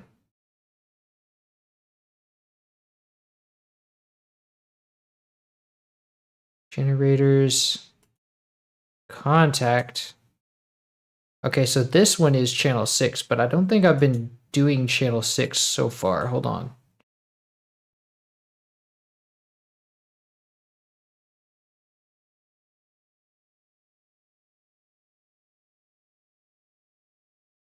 So let me see. This one should have been going into channel 6. But yes, it did. Okay, so why is this one going into... Hold on, let me make sure the volume is going to channel 6.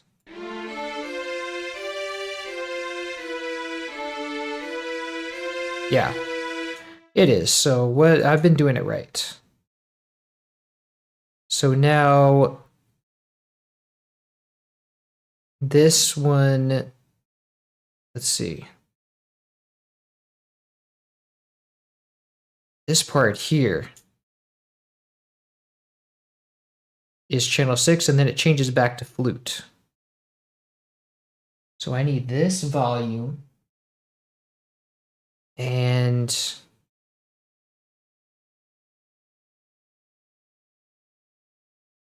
that is the same one, I think, so I don't need to do anything.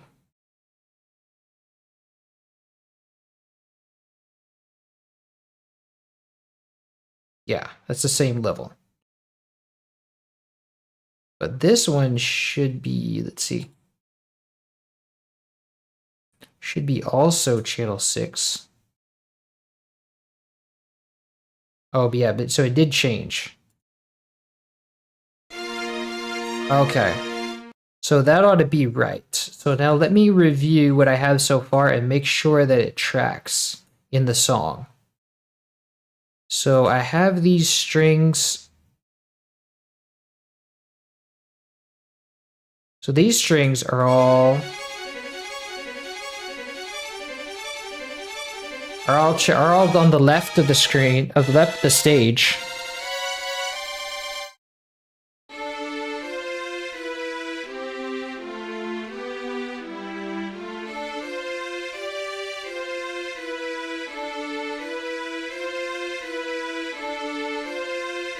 But I don't have any volume automation for this one. This one is channel 3. I think because channel 3 doesn't actually show up much. Oh, it does actually. So what do I want to track the volume for channel 3? over here. Let's see. So channel 3 should be shift select. Wait, that's channel 4. Hold on. Channel 4 is what I need. Shift C. Oh, and channel 4 actually doesn't have anything until that point, so that tracks. Until 56. Yeah, so that makes sense. And channel 3, yeah. Channel 3 doesn't have anything either. And then channel 5 starts out with volume automation, so that's good. And channel 3 starts here.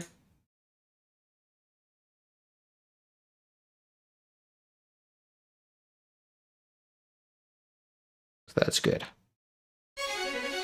So we have the left channel going at it. And then the right channel jumps in.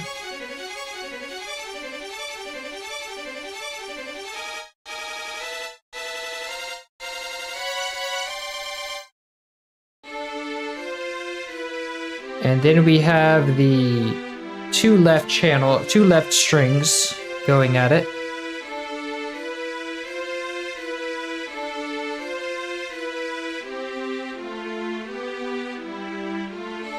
Doing some harmony stuff.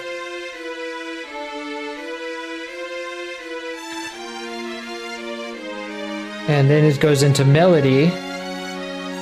Oh, with the right channel strings jumping in it.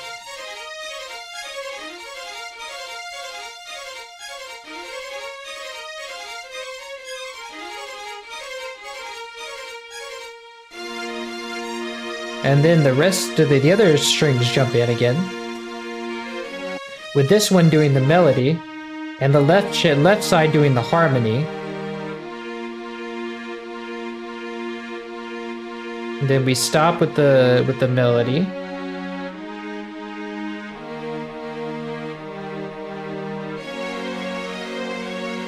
And then all the strings jump in.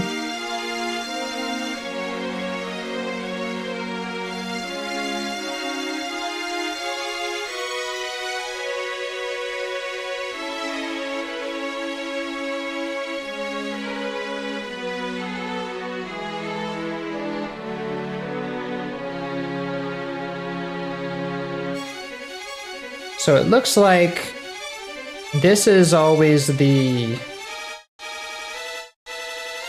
Let's see, this is like kind of a melody channel.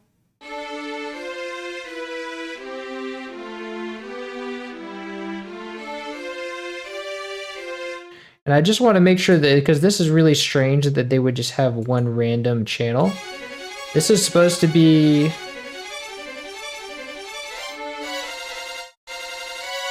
This one's supposed to be 30% to the right. And this is the A sharp note.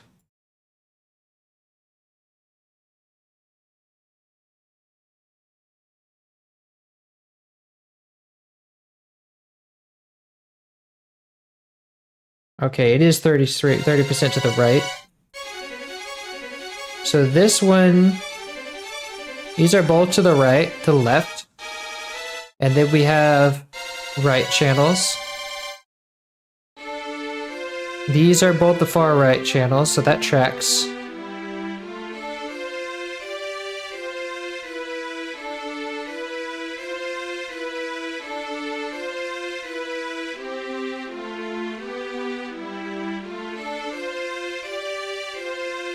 And we do have just the two far left channels going.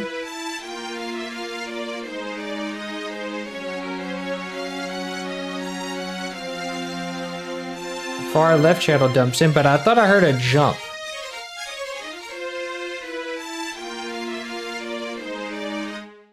Oh, I think the... Hold on.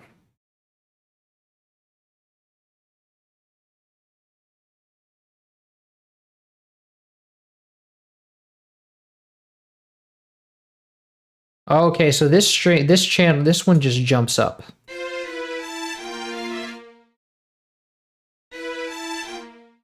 And I do want to confirm that it jumps up like that. Let me see.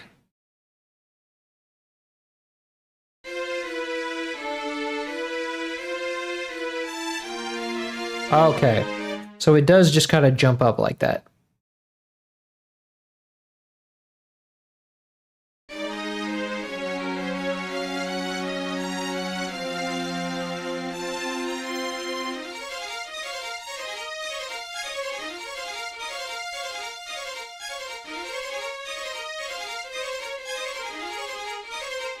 And then we have some crazy stuff going on in the...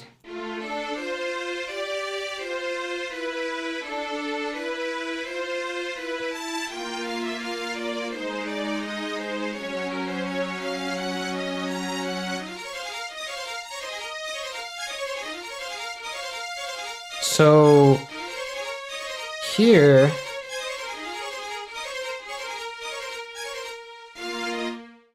two channels of strings are doing this, but I only see one channel playing. Let's see. Okay, this is going into the same channel. I just want to confirm that both these are going into the same channel. Let's see. And the same way, let's see. Wait, there's nothing like this here. This doesn't belong here, this melody. I don't know why it's there or how it got there, but it doesn't belong here.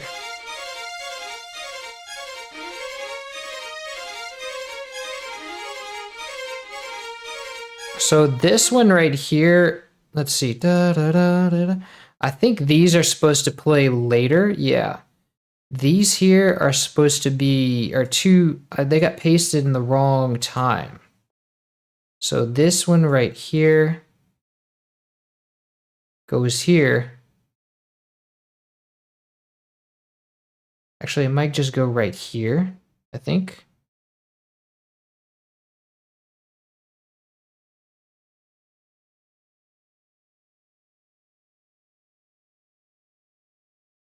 And then these, I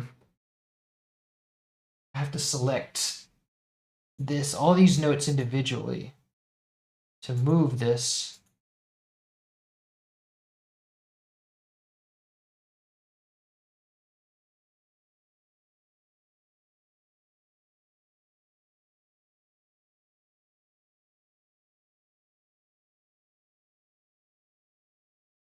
Oh, wait.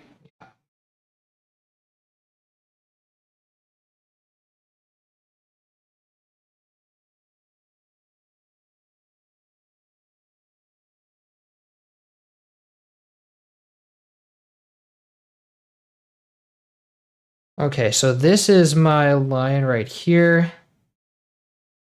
And this fits perfectly right here. And if I go back to the MIDI, this does show right here. So that's right.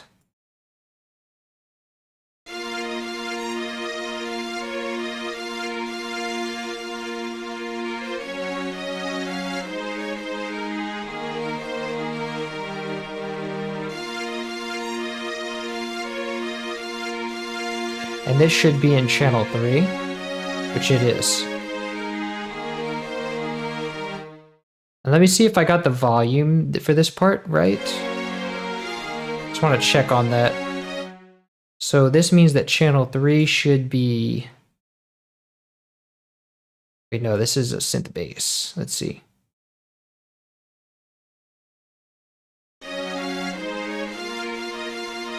So channel 3 should be about right here at this point in time. And it is currently... I think that's the same place.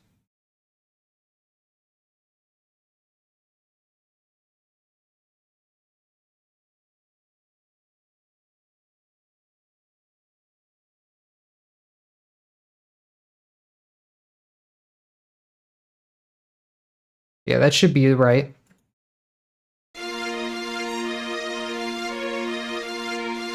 Okay. So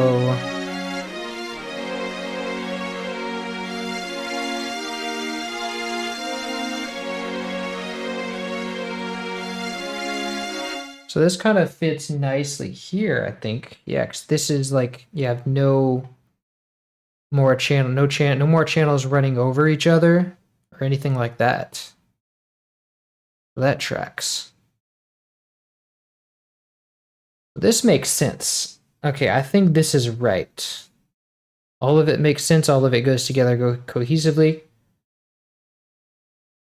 Except for the fact that you have two strings playing at once, but that's actually in the original. That's right.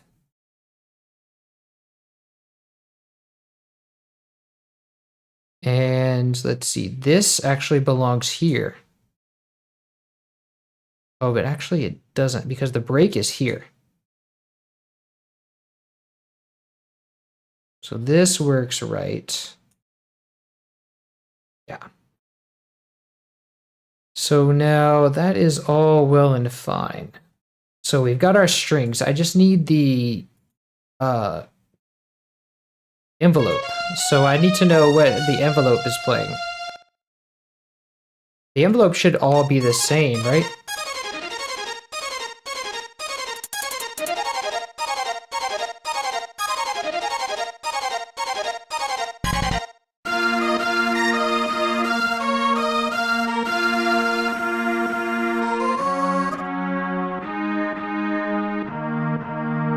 And even when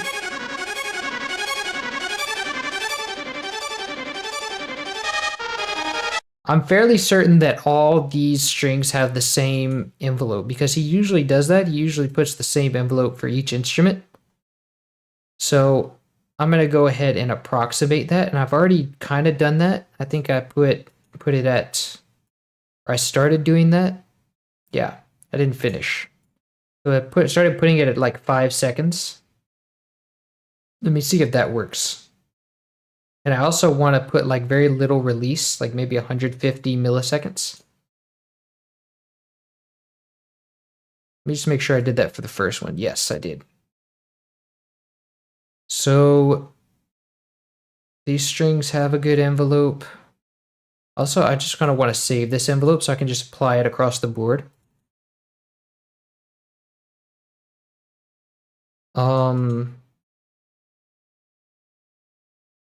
This right here applies here. And this one applies here. So now it should be right.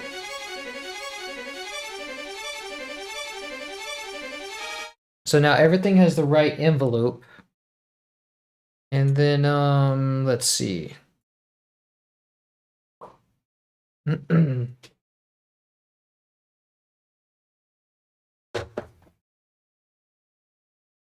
um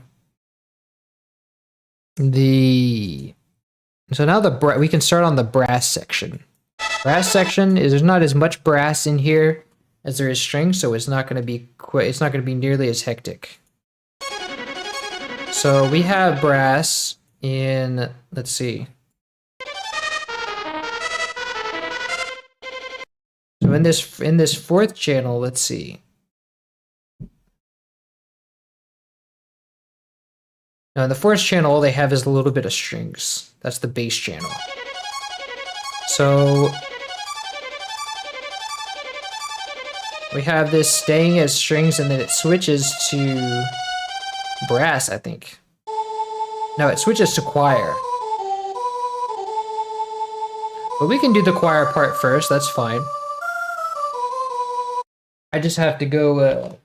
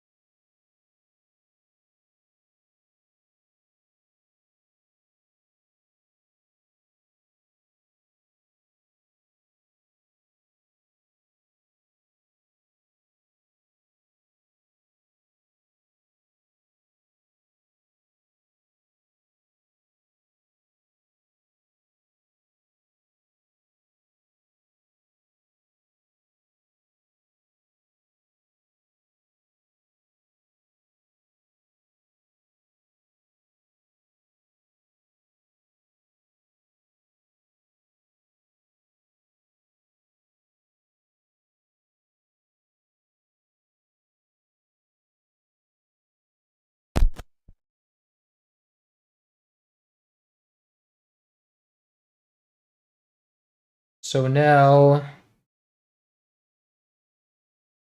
let's see. The brass section is, okay, the choir section.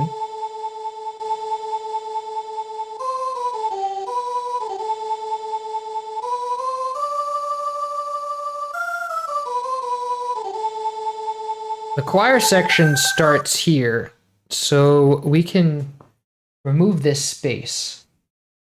But let's see. We can remove this space. And this is what we have going so far.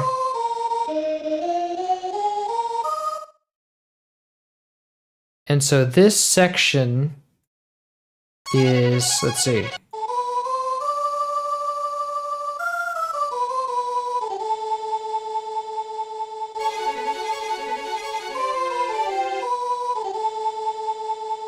It's channel 5. And it's panned 59% to the right. Panned 59% to the right. And let's see. It's panned 59% to the right, and it's got a volume envelope of, let's see.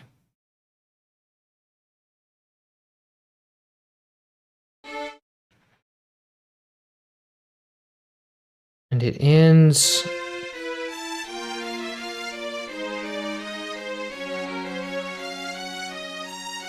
So the volume automation is from 9 to 29. So if you copy that, and see it changes volume a little bit here. So if I copy that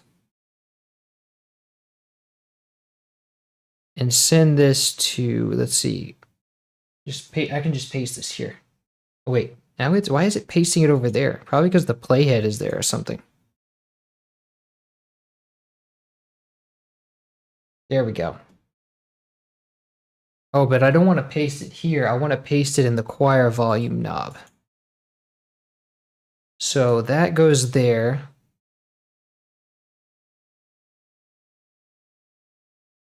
And then there's another choir section. Oh wait, I need this to be 59% to the right. 60's fine. And then the next part of the choir is, let's see.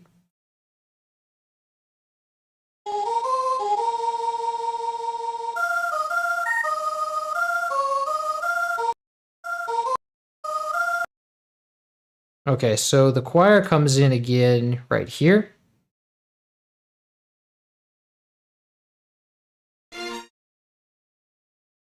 And this part is, oh wait, Kuroneko stopped playing because it had silence.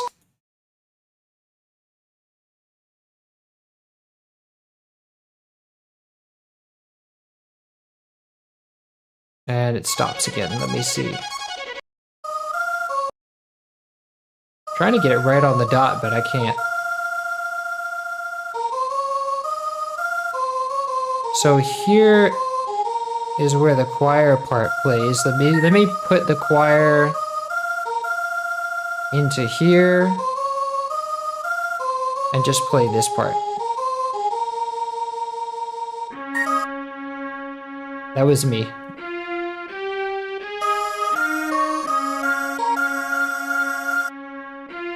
And then we have strings.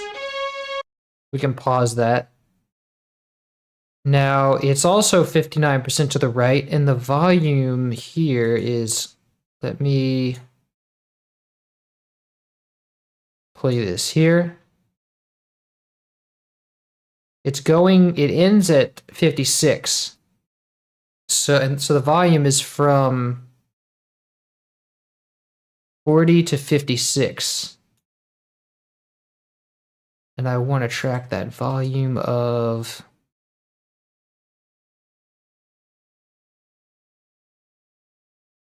back this volume right here. And I can just, let's see, go to here. choir channel volume, and paste it there. So now, let's see. Choir is synth bass 1, number 39. So then it changes to strings. And then it changes back to choir at the end here. And that choir has that choir is now sitting at 39% right. So yeah, that's at the end, and we can hear that by going to, yes. Versus. So it goes a little bit less to the right. That means the stage has another choir section that is not quite all the way to the right. It is like, no, that is not quite all the way to this. It's a little more center stage. Or it's a little more center stage. And I do think I have that choir already copied. Yeah, I do. But the volume is what I want. Well, first I want to note that this choir section, I'm gonna have to put the channel at center. And these choir notes, I want to send to the, let's see, 56% to the right, or 60% to the right.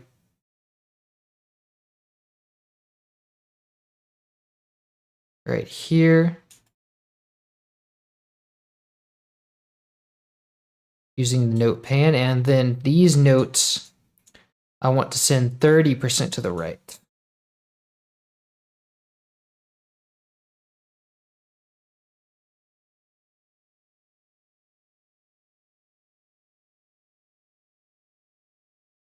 Okay, and then the time signature change that happens is going to start where? Right here. Yeah, that's right. And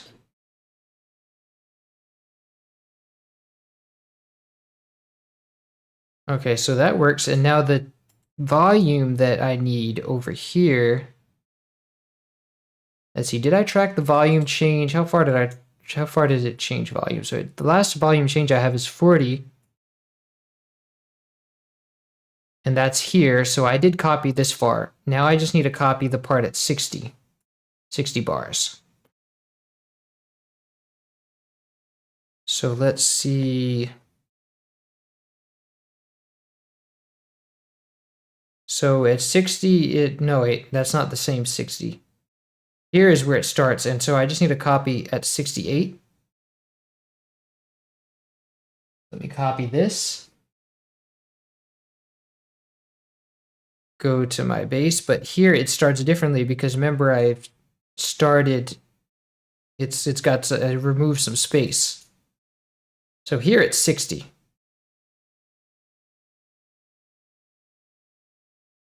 And then I paste it. Wait, but I have to be in the choir volume control. Here, it pastes right here. And then that is that channel. So it's quieter here.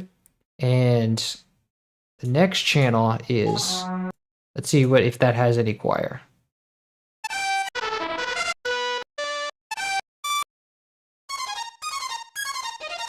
Or we can go in order. We can go in order. We have a brass section that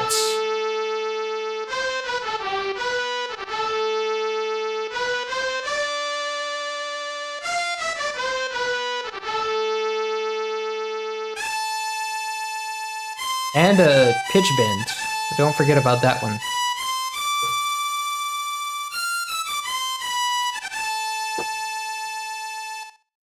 Okay, so all of this is brass, and it is all 30% to the right. I think that's 30, right? Yeah, 30% to the right. And then the volume is changing a bit. So let's copy the notes first. I think I did actually. I think I copied some of the brass already. Yeah. Oh, but there's some more brass. Like some of this part is brass too. Yeah, that's right. This part's brass. So the brass goes from up until up until bar 31. And then it turns into strings. So I need the volume automation up to bar 31, but only starting on 9 because that's when the brass starts in this section. No, wait, starts over here actually. So I do need all of that volume automation up until 31. And then let's see, copy that. And so I'm going to paste the volume here. And that'll be good. And the panning here is going to be 30% to the right the whole way through, I think. Because it doesn't change in that last part, does it? Oh, it does. So that brass section in the middle, I mean at the end, goes to center. So we have a brass section here that at the last minute it goes to center panned. Yes. So it's center panned here, so the brass section moves around on the stage. We're thinking orchestrally. Brass section moves around on the stage. And so we need to automate this one to be center panned, which it is now, but we want to automate it to be, I'm going to insert that part here, Control I, and then in this section, it's going to be, let's see, it's going to be 30% to the right. So we copy this knob, copy value, paste it to the brass, and then insert this value here. Oh, wait, hold on. Control I, insert this value here, and then it'll change with the song. And this is not what I want to.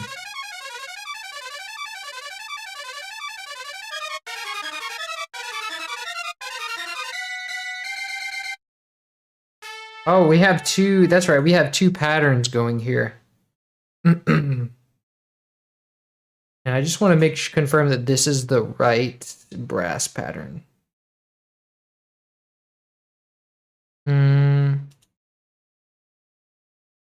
So that's this. And then this is going to channel 1. Okay, so it is going to the right place, but we're doing multiple like volume things, so I think the volume might change intermittently between brass patches.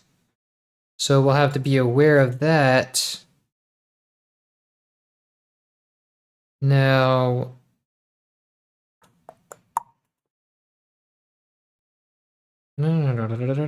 so this one, which one of these is brass? Let's see.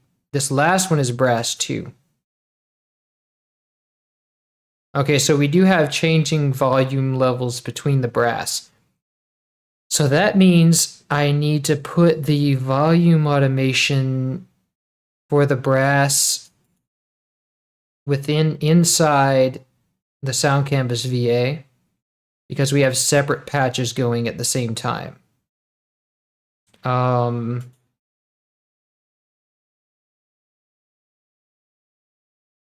volume 1 is what I want. So I just want to cut the brass channel volume and paste it to volume 1. I didn't want to open an event in new window. Edit events and paste this here. And so that'll just affect channel 1 now. So now, the brass that happens, well, we'll wait till we get to that. As of now, this channel changes to strings, stays strings, and then the next channel is actually, I think that's, no, wait, the next channel is string, starts out as strings.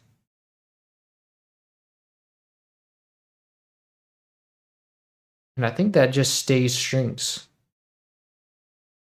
Yeah, stays strings. And then the next channel,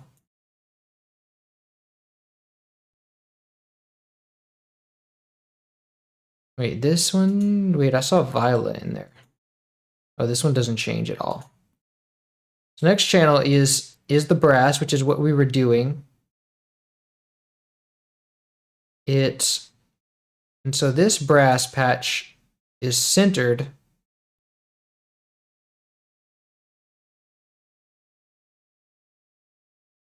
And this is the brass patch, right? Yes. So it's center panned, which is what it defaults to. That channel is going to default to center pan, and then comes strings. That becomes flute.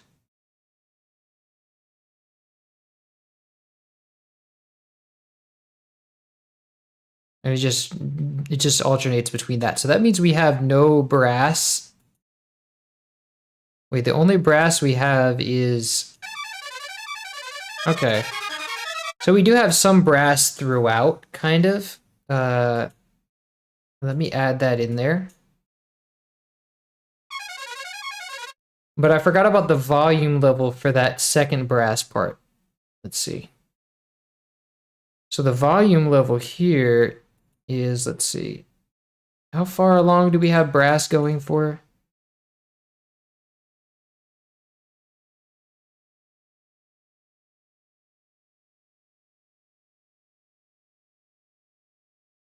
Okay, so it just starts out as brass for the first part. Let's see. Yeah, because it's only at this level in the beginning. So now the volume here, I want to go for the first 8 bars, is going to be down here.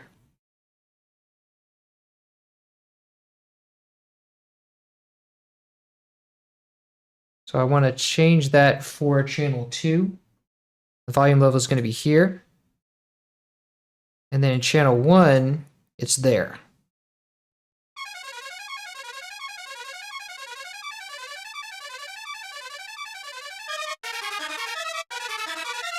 So the difference in volume level is here. This is what we needed that for. And there's also a difference in panning. So we can't set the knob. We can't set the panning knob within here. We have to set it in the pan for the thing, but this one's panning knob, I think, is different. So if I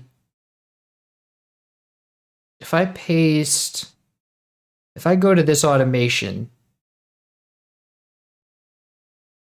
find where the brass plays in that first patch, which is here.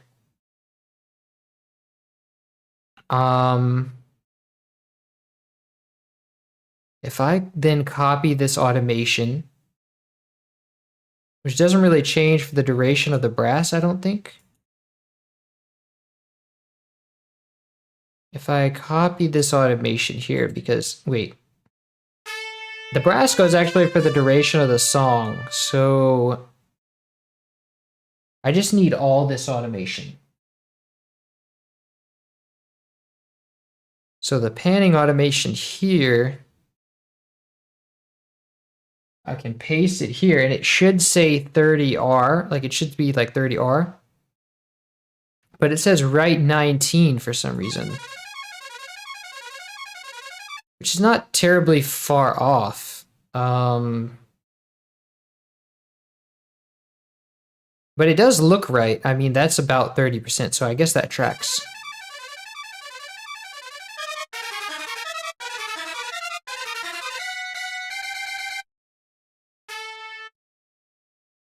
But this patch is kind of spanning across the spectrum, so I do want to split them so that I can EQ effectively. So let me just clone this. And then if I cut one of the channels here, it'll be the same thing.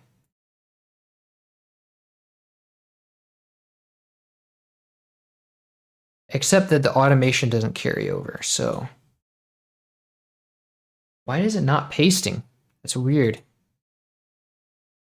Oh, because I didn't even cut it. Hold on. So cut this. Paste it here. Let's call this second brass.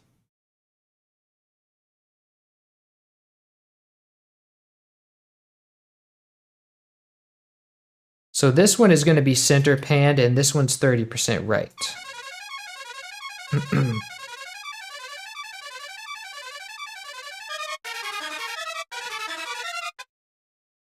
And then I need the volume here. So this is channel 1. Then I then need volume 1 from here. Wait, I think I sent these to the wrong channels. So this one stays here. But volume 2, wait, hold up.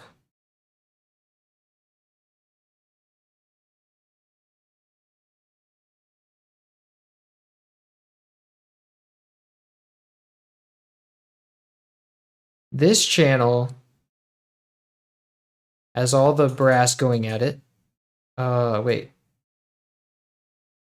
This channel is that one right there, and then the volume automation for this one has got to be like that. So that's this. That does track. Yeah. So I need the volume automation to be here. And then this one goes to here.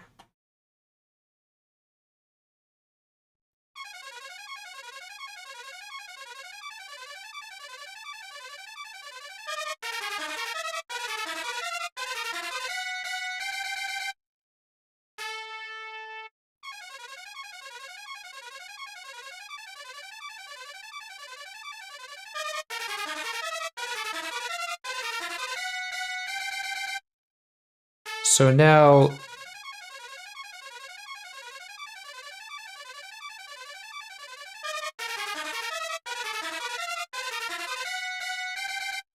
these are like trumpets, even though, well, this is still kind of trumpet range. I think trumpets can go this low. Yeah, I think trumpets can go that low, so that tracks. So these are going to be trumpets.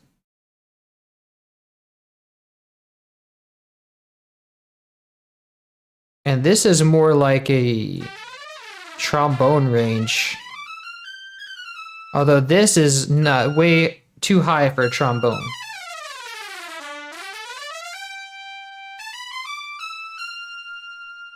So, but that's fine. I don't really need to mix them that differently. So this will be trumpets. And this will just be, this can be brass 1.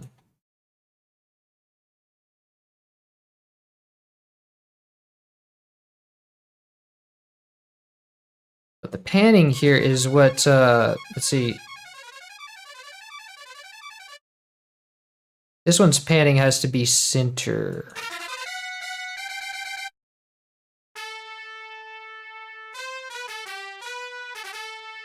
And this panning doesn't matter because this is, okay, this was from before. But I need this panning automation here because we have a centered part that is here. And the volume, there's so much space here because the volume automation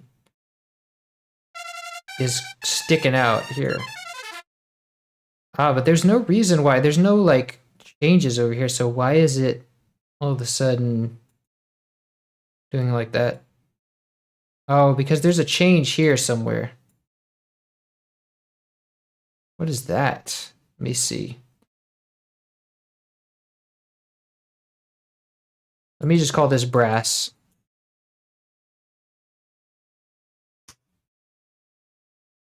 Okay, so I'm going to go into patterns and go into this. And let's see, we have pan 1. Oh, here we go. The panning is what's tripping me up.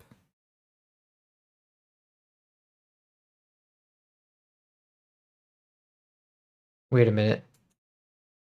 Okay, so I can cut this because this is not needed.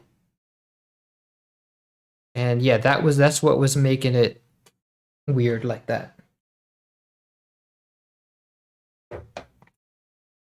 So now these two are going to be mixed independently. So I'm going to send brass number 2 to a separate mixer track and call this brass 2.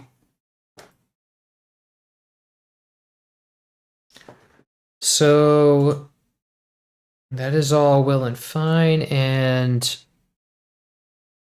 let's see. So there really is no more brass here, right?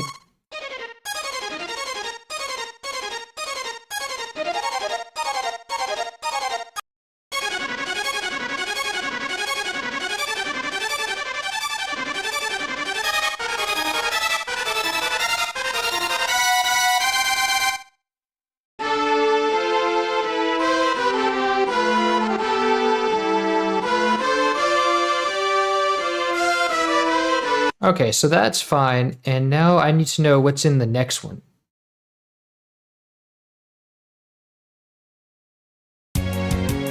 So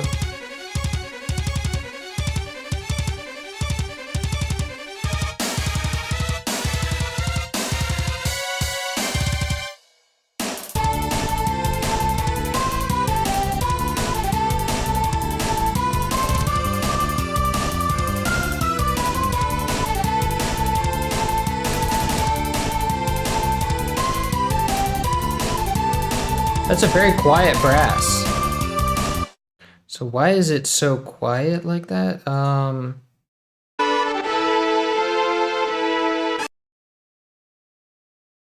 And this is the brass line right here.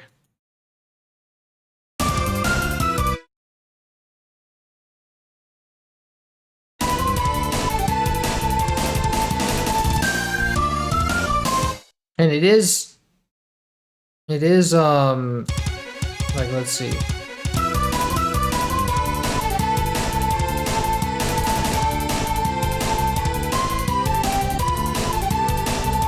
That's crazy that it's so quiet like that.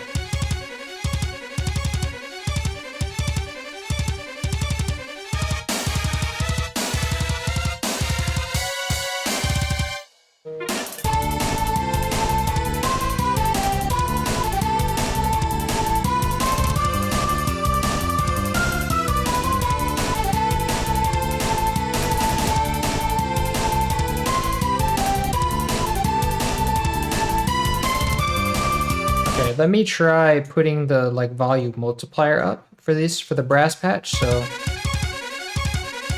I think that'll track better.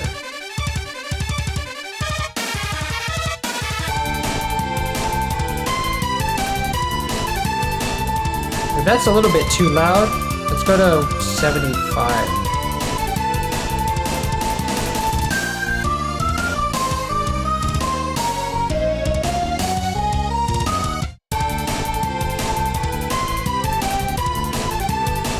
That works.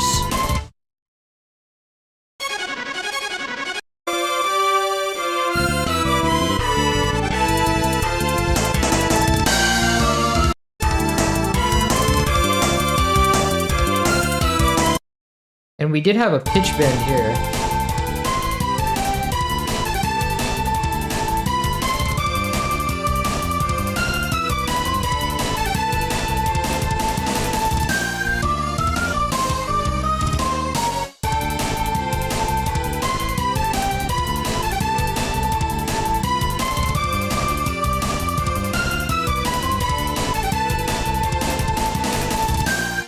Okay, so now what is next that happens? So we have this going. Let's see.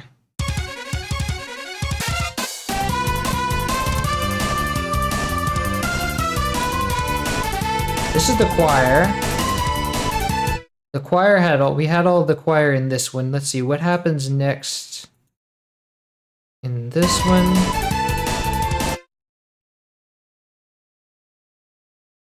This one is brass. And the rest of this is just strings. All of this is strings. And then the rest is just flute. That's the one I was missing, the flute. Let's see, so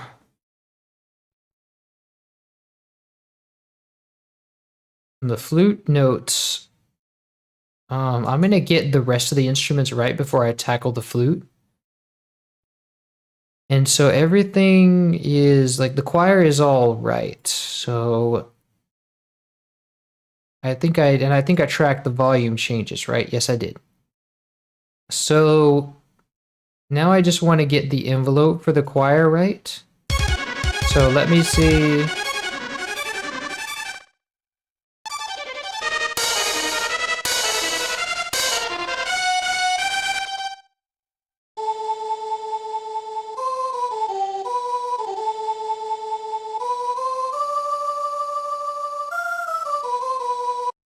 So that happens like this.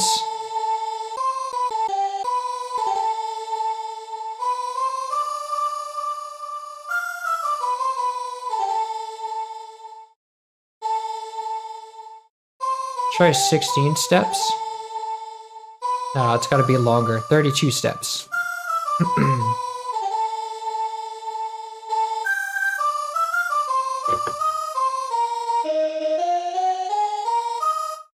Let's see. That works. Now, is there any vibrato on it? Let's see.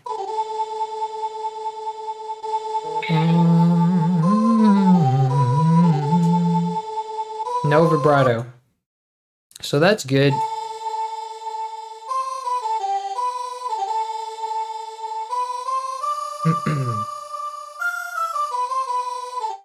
Now for the brass, let's see, the envelope is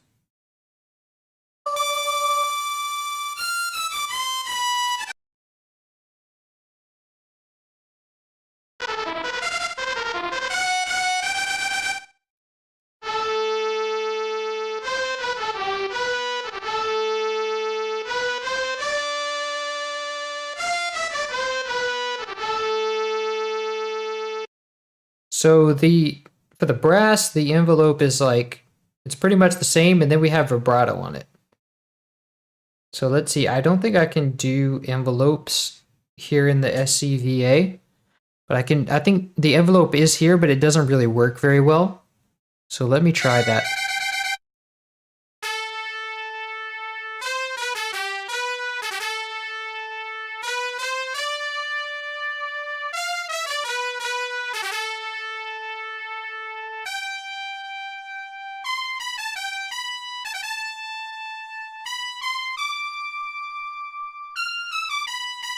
Yeah, that works. So -17.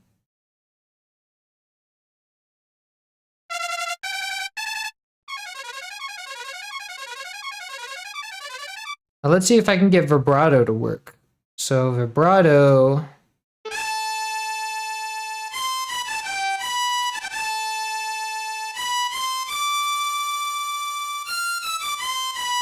There's actually a portamento on this one, in addition to, I forgot about the the pitch bend, but there's actually also a portamento on this one. Let's see.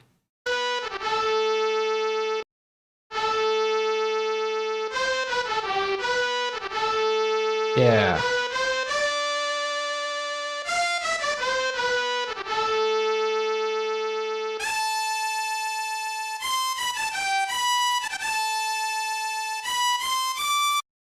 Let me see if I can do portamento here. Oh yeah, here we go, portamento. Let's see.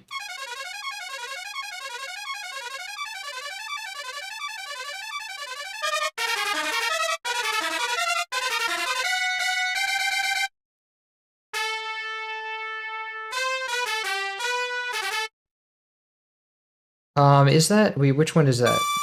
This one's the other brass.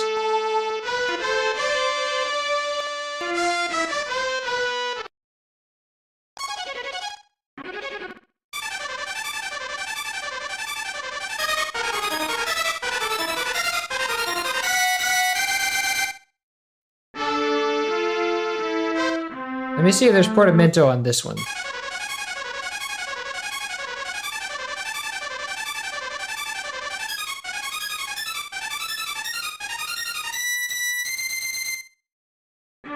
I do think there's portamento just applied to the whole thing. So let me turn that on. Let me test it here. I need to know the number, which the slide.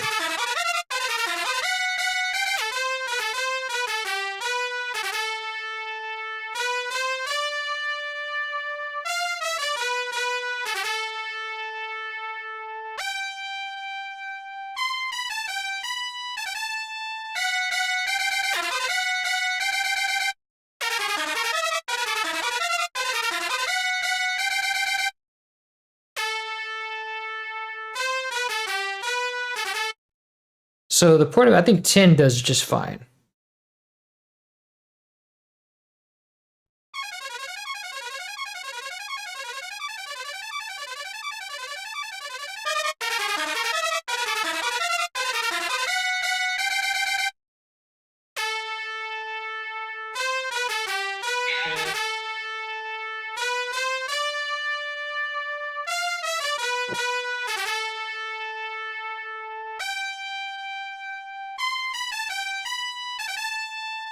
Okay, so that's good. Now I just need vibrato. So let me see how that's going to work.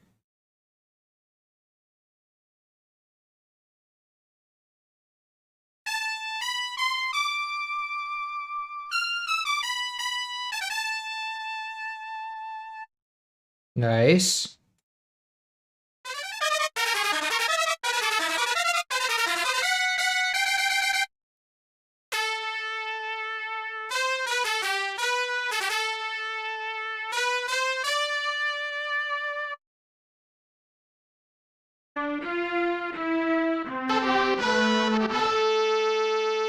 I think it's a faster vibrato.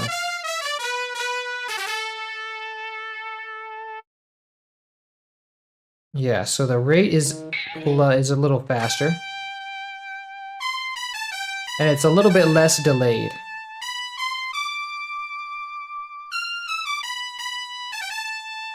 Yes.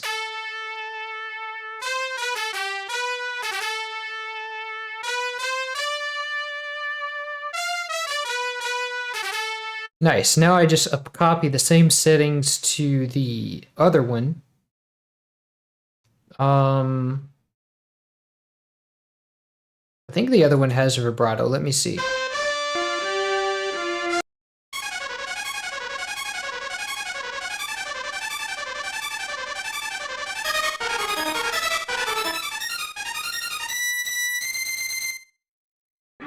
Doesn't really get a chance to have vibrato, so I don't think I need to apply it.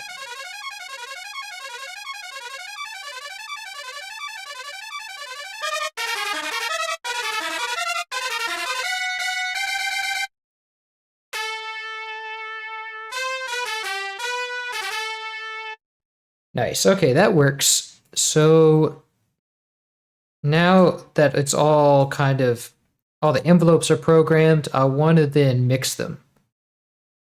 So the choir, needs a mixer track. So the strings need to be mixed. Let's see. First.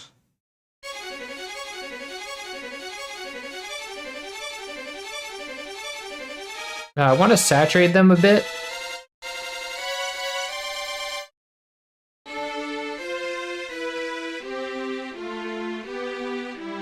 And I want to make sure that I saturate the strings at their heaviest, at their loudest point, which is when they have 4 notes coming. So I want to make sure that it doesn't overload it, so...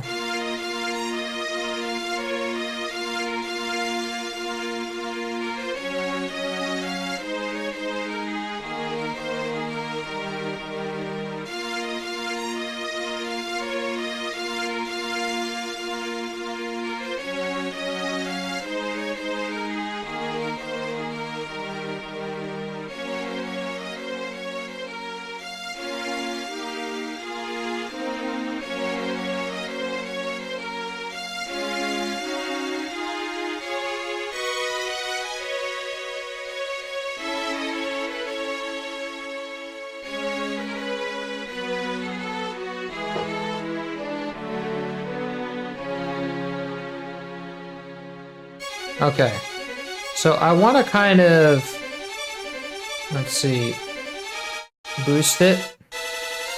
Yeah, boost the treble a little bit here. But also I don't want it to be able to go too high.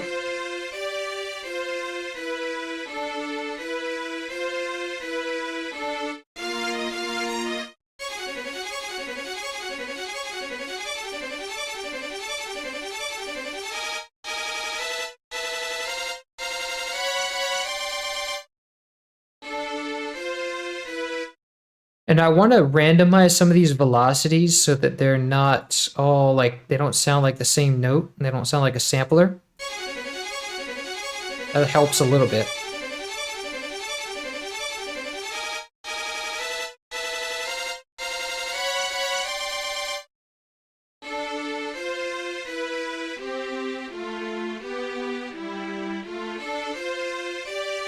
And I want to take out some of this noise at the bottom here. So I want to find the lowest note just to make sure that I don't cut off an actual frequency. So let me go here. Okay. There we go. So that's good.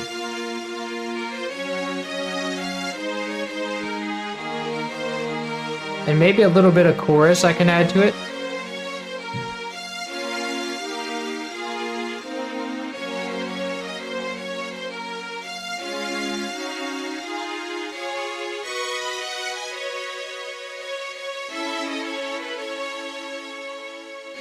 And let me also stereo separate these strings.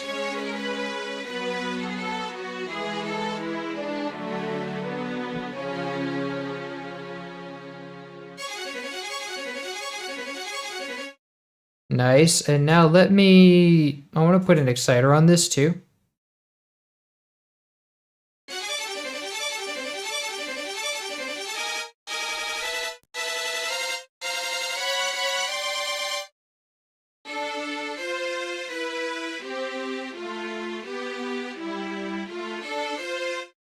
And then let me put it into the reverb bus. Let's see.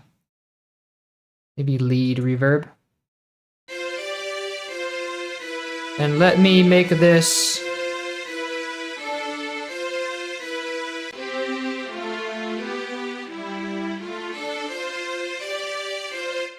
I'm gonna name this bus orchestra because I'm gonna put all my orchestral stuff in there.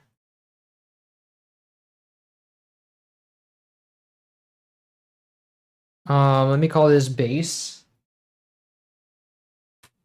And so this is going to be a hall reverb.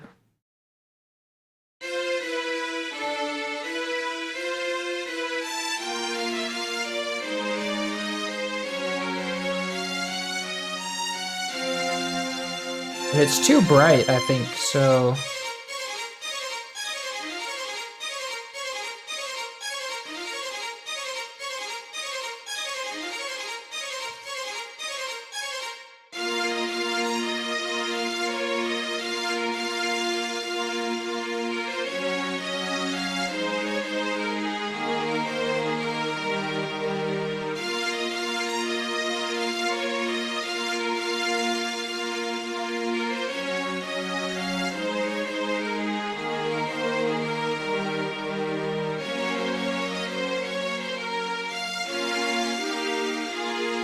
Okay, so that works.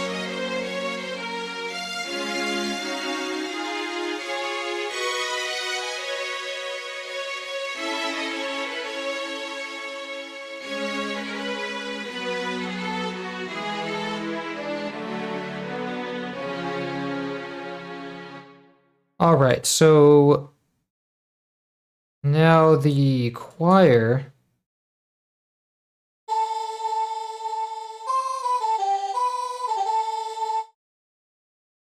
And so I want to put a chorus on this to give it some stereo value.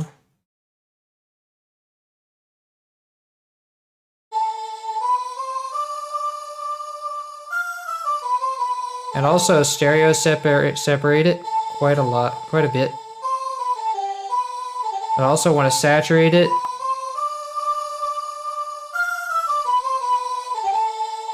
But I also kind of want to limit the...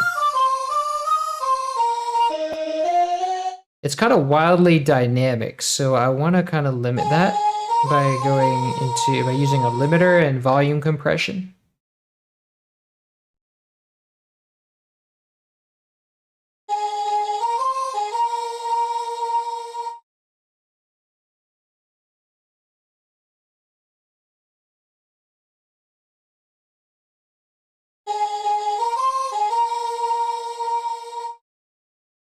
But it still sounds like it's so wildly dynamic that it's still spiking the limiter, so I want to do a maximus to make kind of smooth it out.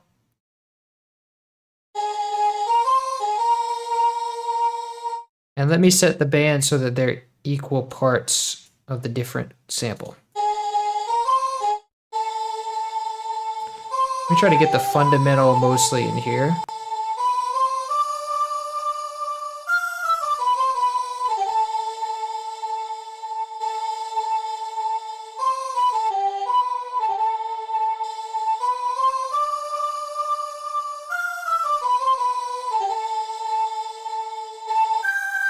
It's mostly the middle that's doing that.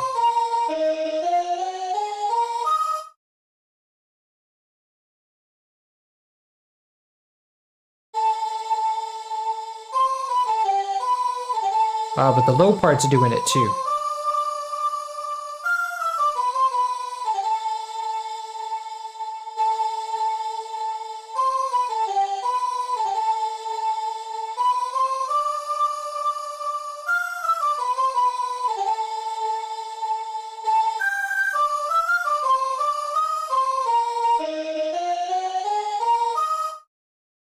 Wow, crazy.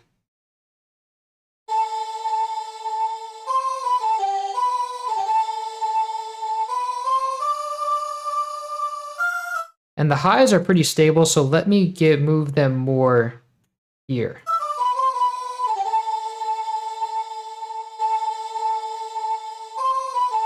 Give them something to stabilize.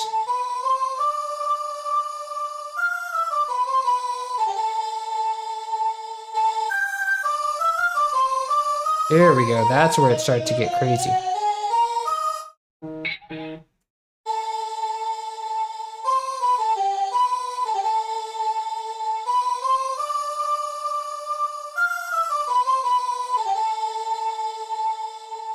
And the reason this thing is so crazy, I think because in this sample, there's so many wildly varying levels here. So maybe if I just boost it, it'll even it out without sounding... And we can use that to replace the saturation knob, see if that makes it sound good.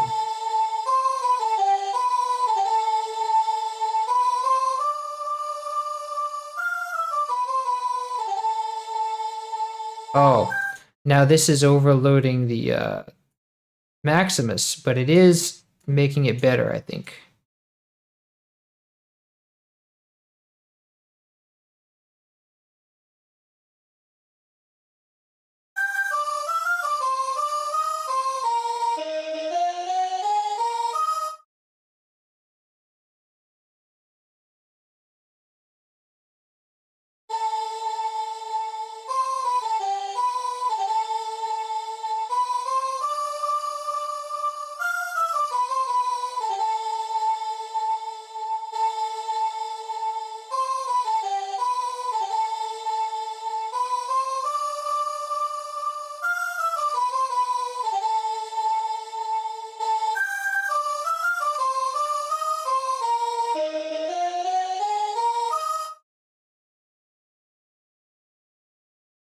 This is when it gets really crazy in that high part.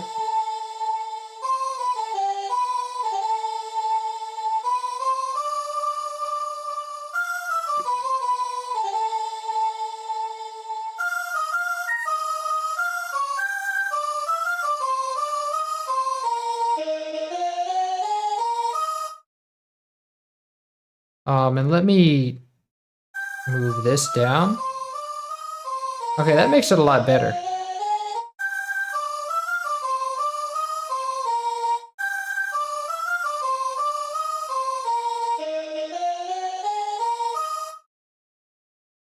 Nice.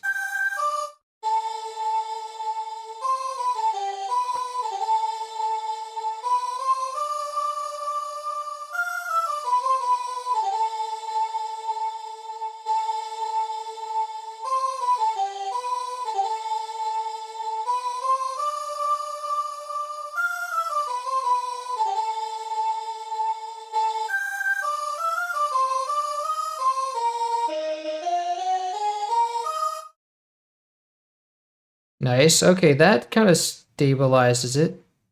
Now,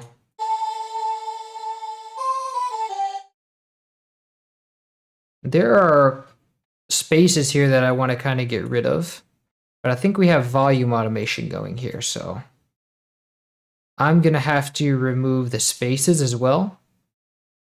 So let me see. I can go select this,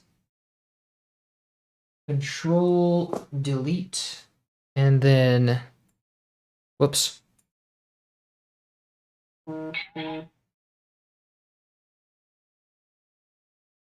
Select here.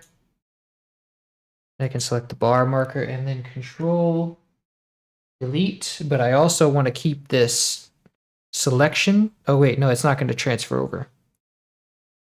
Well, that's okay. I just want to know that I can go here and Control Delete. Okay, so then I want to select this space, Control Delete, and I know that from 37 to 49, I want to remove it. Okay, but it just stays the same after that, so that's fine.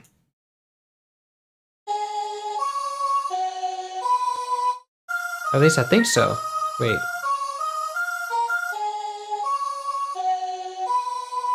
No, it did change. I wonder what happened there.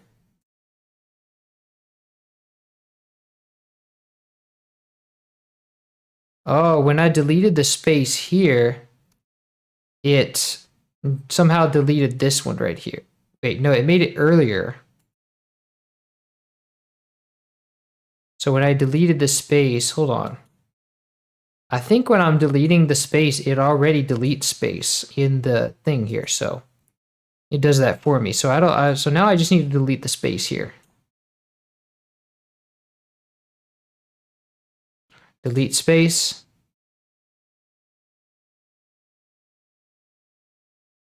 Delete space. Okay, that was good. I just made it complicated, is all.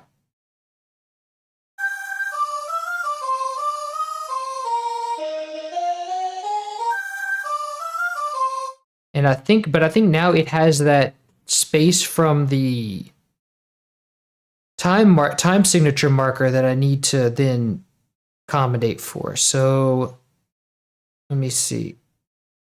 I want to snap this and the beat level. And then insert that space.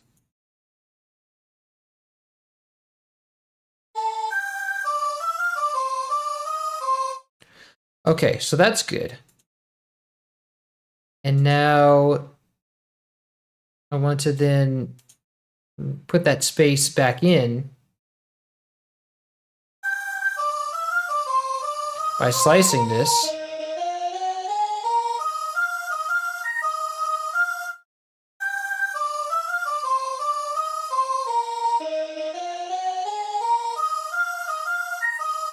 So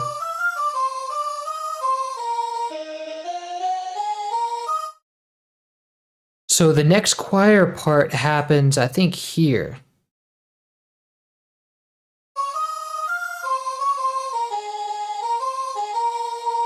Wait.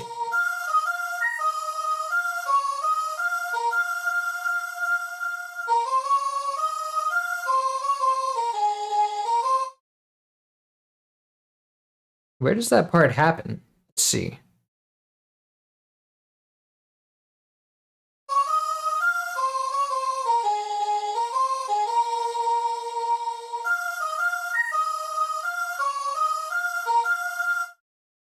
Where is that choir part? Hold on, let me see.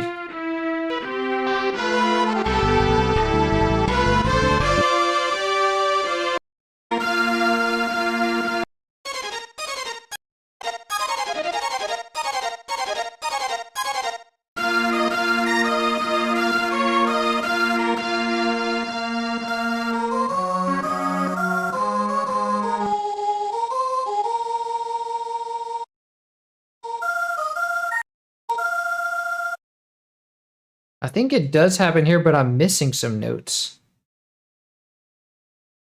What? I am missing some notes. Wait a minute. No, I sliced it in the wrong spot. I want this to stay here. But then this is where it happens. It's where I get it. Let's see.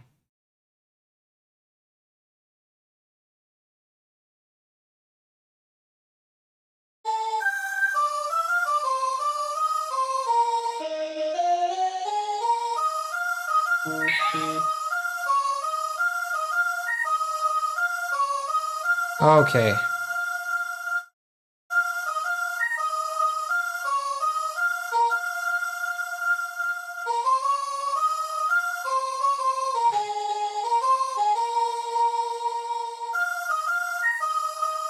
But now I have a weird automation thing going here. I want to see what that's all about.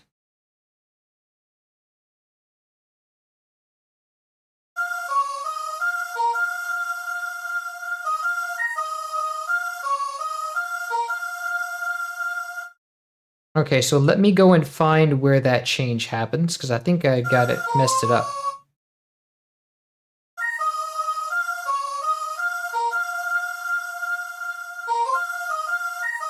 So that's when it changes back over this hump here.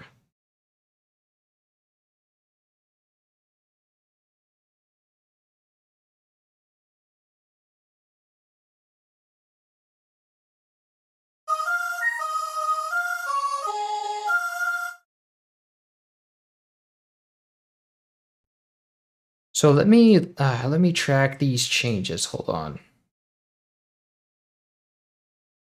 So this part,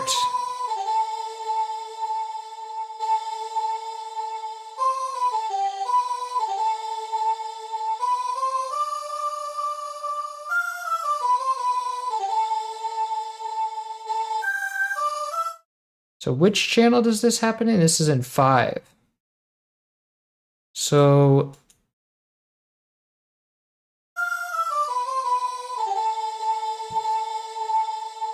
this starts on 9.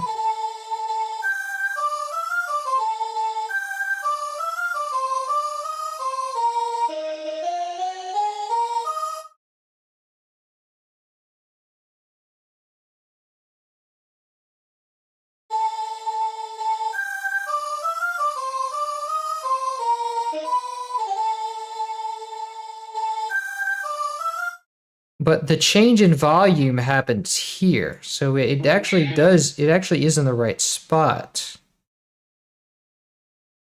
The move up happens here, and then the move back down happens at that part.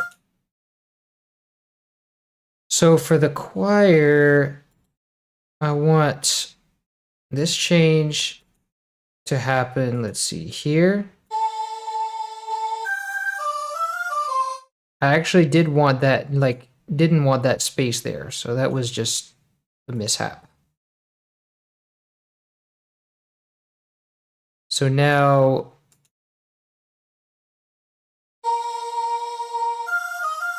and here it changes in the right spot. And then the ending is here, so that changes in the right spot too. So that's correct. Now I just wanted, let's see. Now it's really, it doesn't change though in the right spot, so. Okay, so this part just doesn't change, that's right.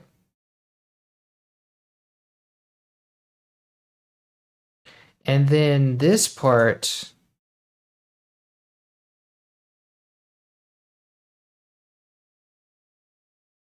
doesn't quite change at the right spot, I think.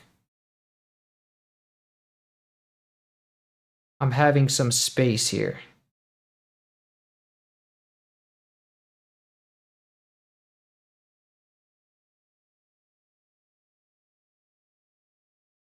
Oh no, it does. So for some reason, it was showing space there. I don't know why.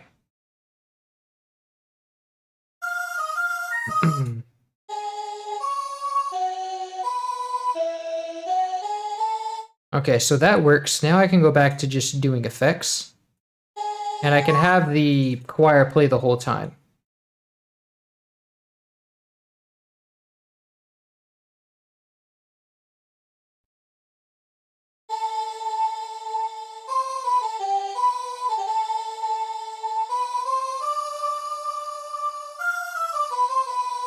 And I want to EQ this a bit and get the brightness out of it.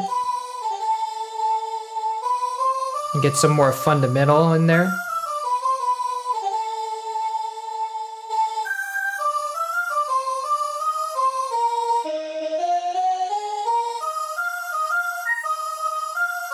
I also want to remove some of the noise in the low end if I can.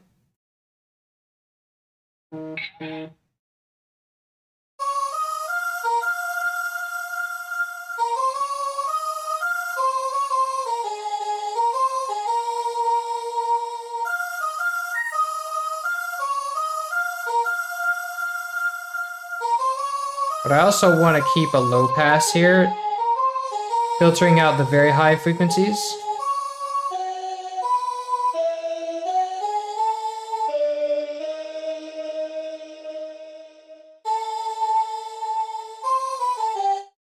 But I think I want this low section to use the, I think I want this ending section to use the lower choir note in the patch because I don't like the way it sounds.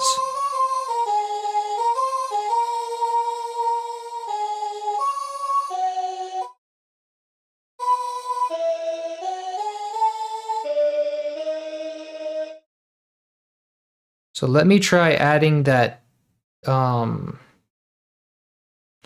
then that's going to change the mixing. I'm not sure I want to do that.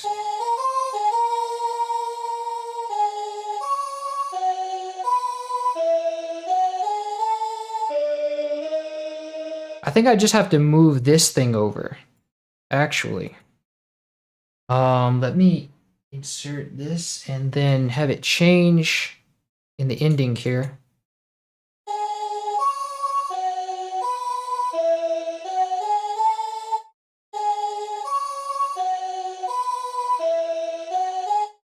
Actually, it only really needs to change like right here.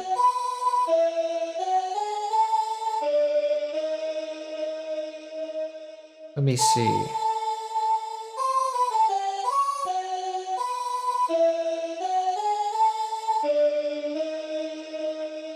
Nice.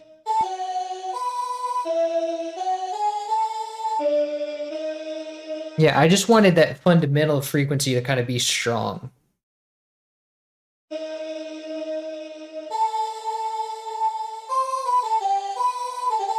And I don't want as much chorus here. It's kind of making it wishy-washy.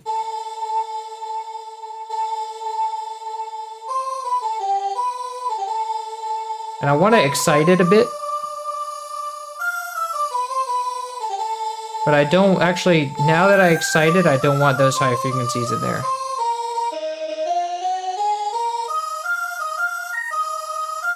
Ooh, there's a low note in here that isn't getting caught. That's getting caught by the that's getting caught by the EQ.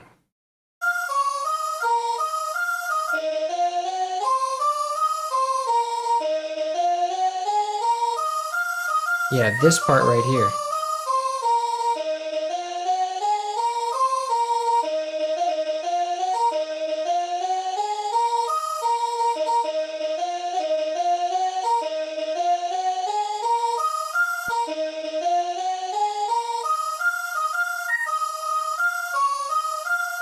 And let me just make sure that that's a smooth transition, because I don't want it to be noticeable jolt.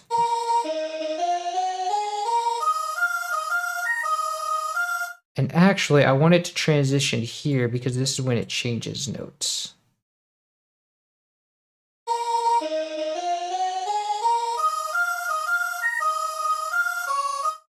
And then it shifts back up here.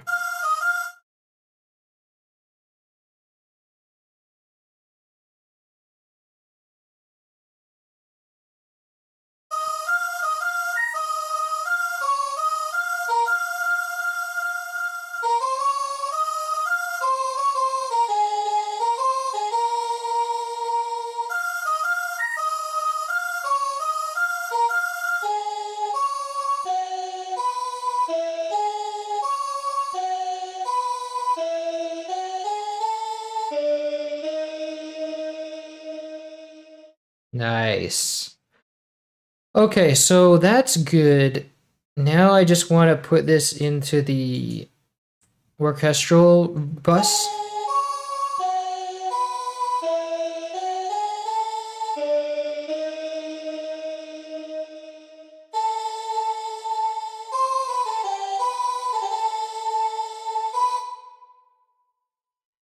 With the choir that changes position on the stage spontaneously.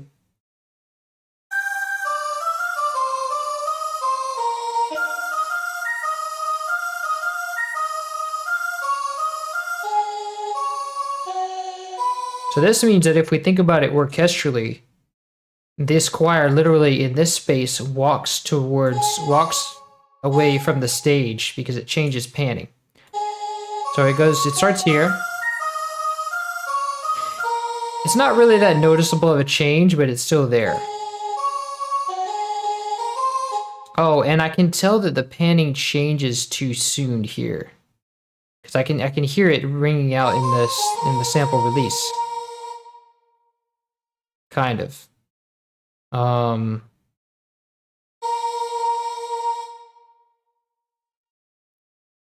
So let me take that panning and then wait a minute, I didn't even have to. Wait, did I do that? Oh, that might just be an illusion because oh, it's the volume doing that. Okay.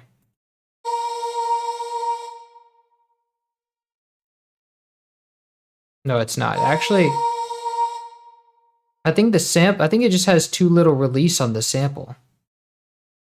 No, it has enough. I don't know what that is.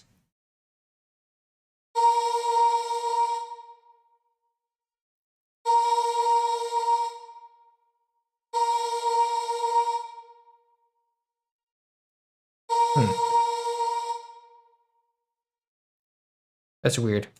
Oh well. So that's good for the choir. Now let's do the brass.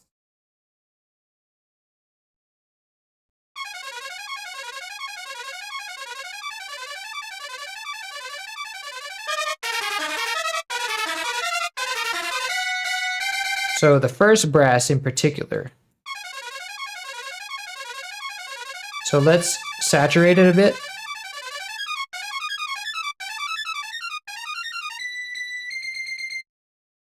Wow, that's a really high trumpet. So let's brighten it up a little bit.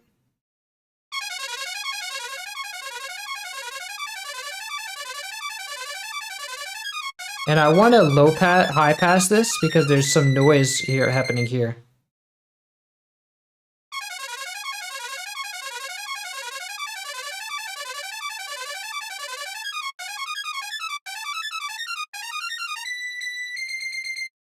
Nice. Okay, and then I want to use an exciter here. Yes, so much better. Maybe a little too bright then. Nice. Now I want to put some chorus here too, because it is a mono recording. So I want to get a little bit more out of that. A little bit more stereo out of that. Yes.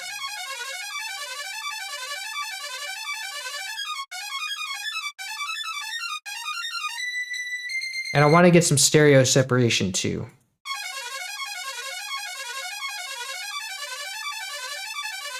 Perfect.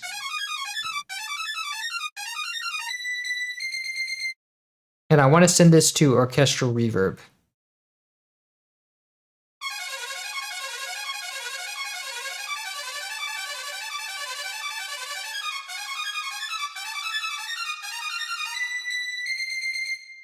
Nice.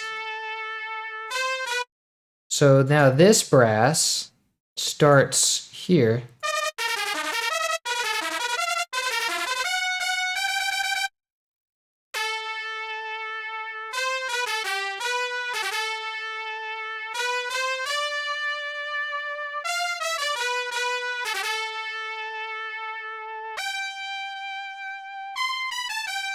So I want to do some saturation on this. And I think this one I want to do a little more, see if I can get away with a little more saturation on. Yeah.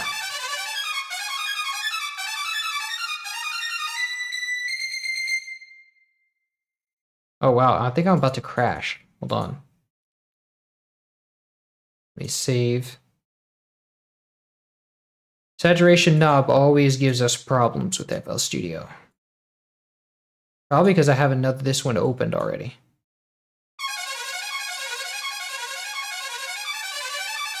There we go.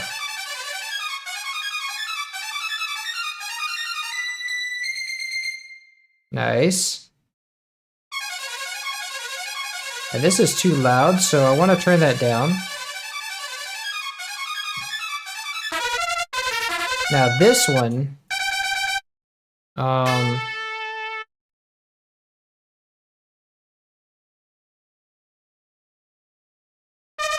here we go. This one should start here.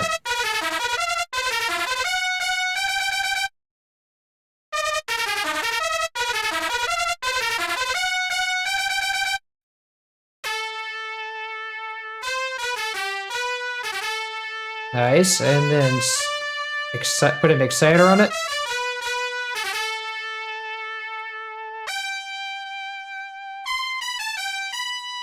And then EQ. I want to filter out those really low frequencies.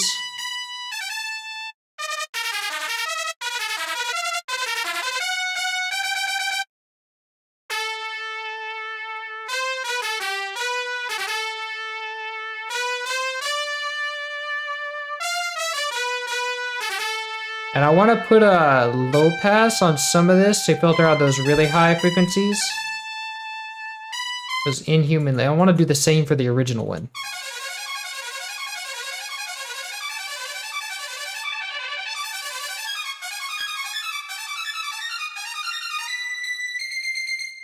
There we go. Put some chorus on it.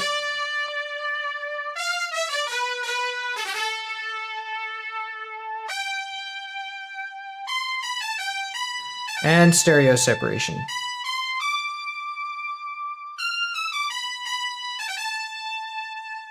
And then put it to orchestral reverb.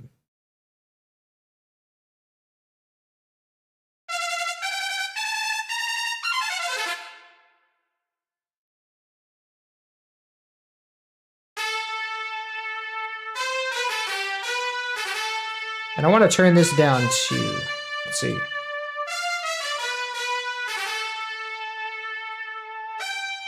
This is a really heavy reverb. I want to make sure that we do have like this much.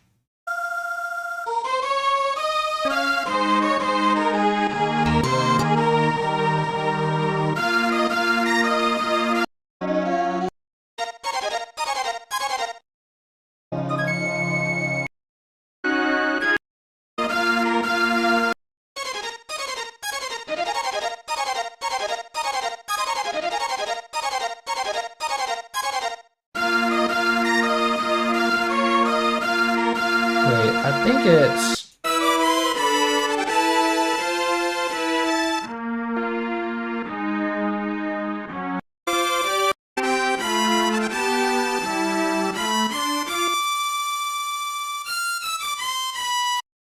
There's some attack on this one too.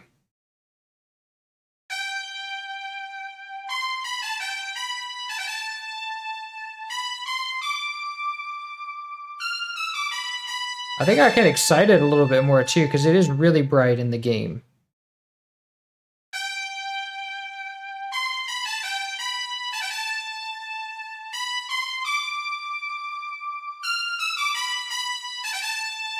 Yes.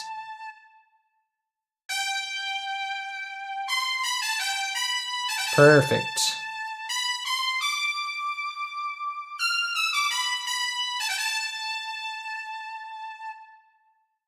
Nice. And this one, let's see. I already have it brightened up.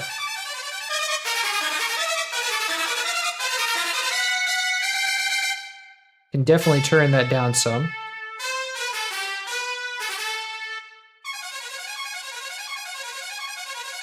Nice.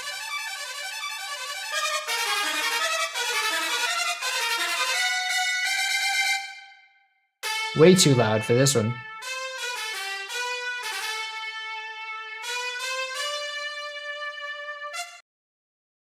Okay, so now let's see how that works in tandem.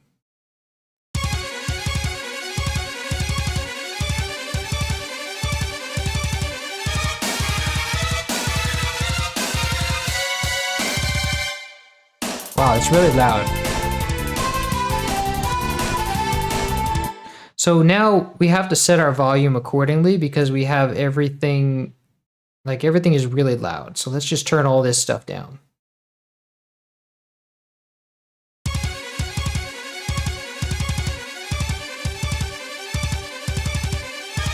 And now that makes sense of why the brass was so loud.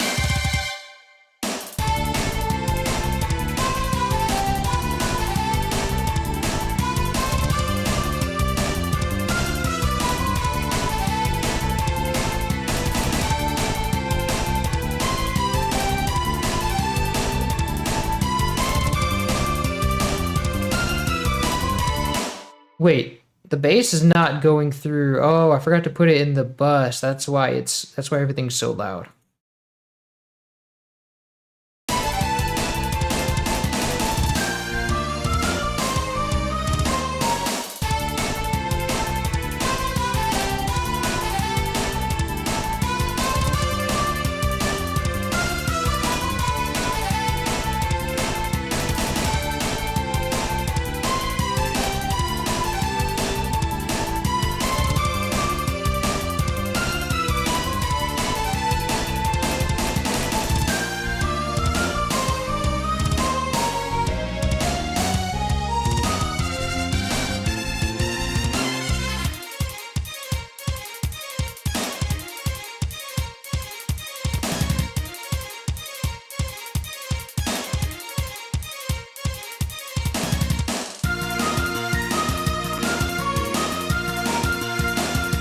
Now those hi-hats that with the effect are really quiet, so let me raise that up.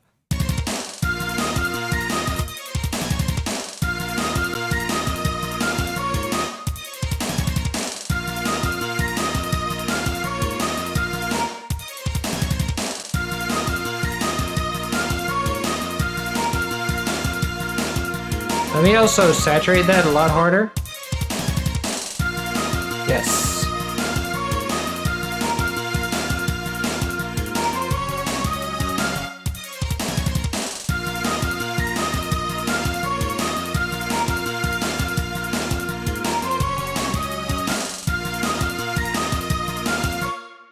And let me also make those notes shorter.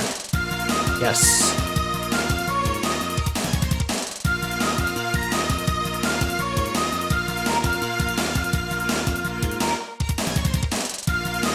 Yes.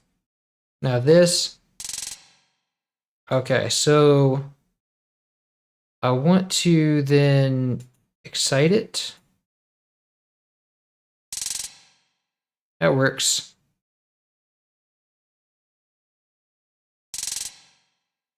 That's good. I like that.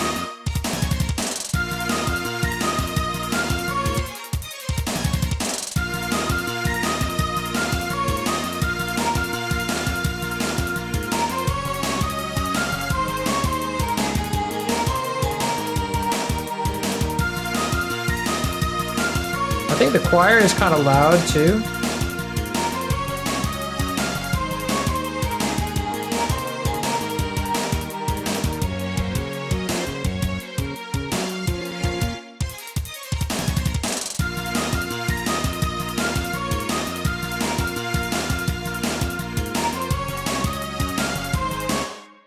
Now, if I compare that to the game,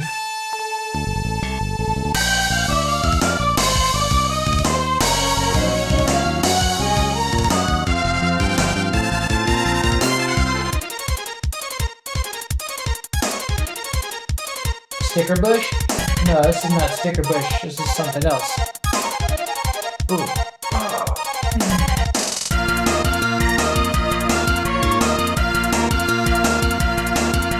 Now that effect sounds different. Oh wait, no it doesn't. It sounded like it was higher, but I guess that's just because there's a more treble.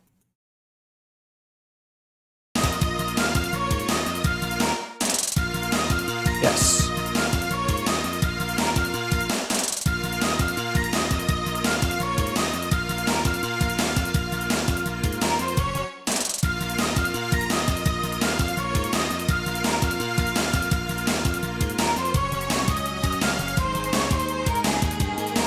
And I think this all kinds of drowns out.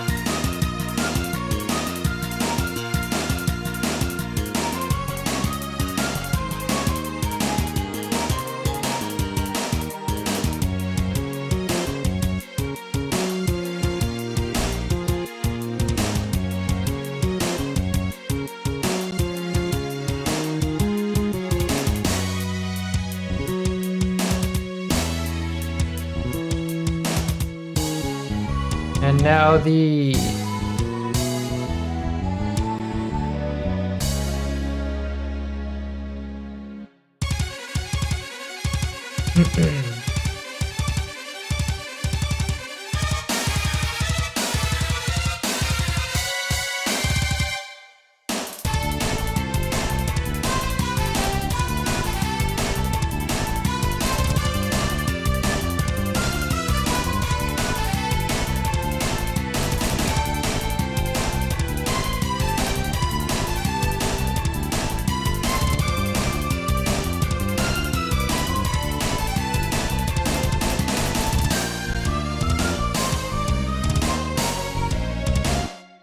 I just want to check. That seems kind of imbalanced.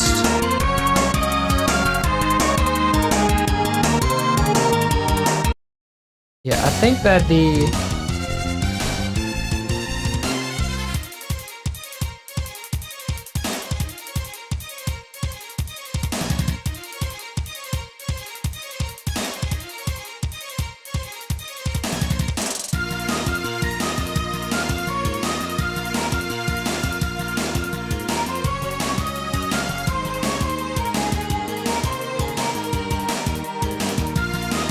I want the bass to peak at 6.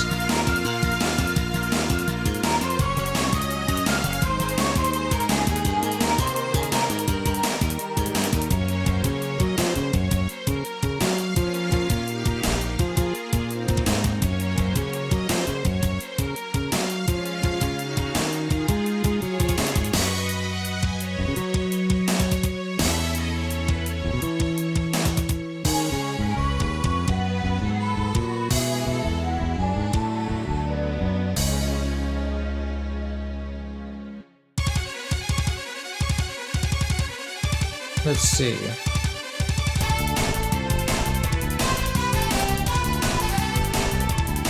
Nice.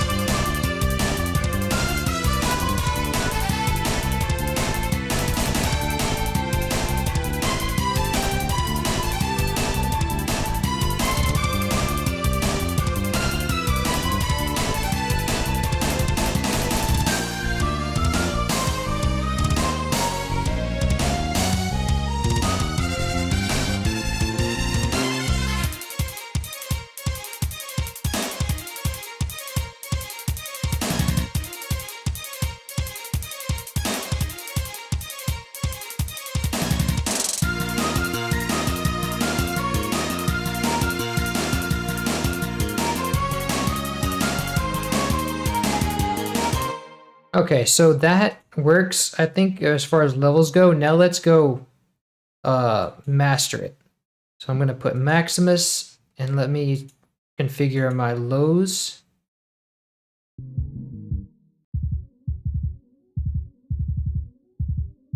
So for the frequency of the lows, let's tell it where the lows start. And I think this is a good starting point because this feels like, yeah. This feels like where the lows are. And we have good levels on that. Let me just cap it at 3 and start compressing it at 6. And then for the mids, we can also cap it at 3 and compress it at 6.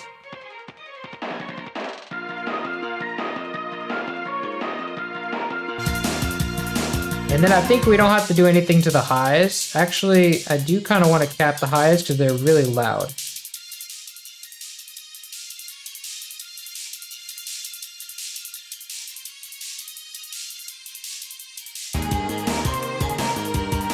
Maybe not that much.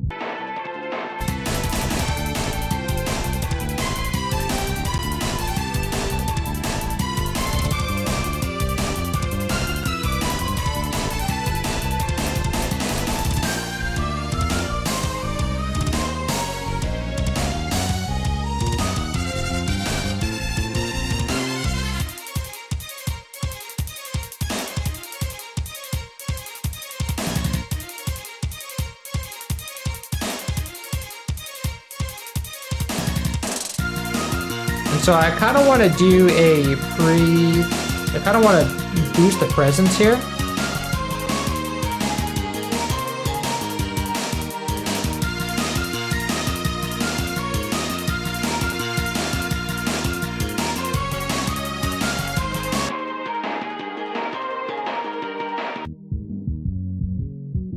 And I want to take down some of the lows. I want to cap those at 6. Actually, maybe 6, maybe 5.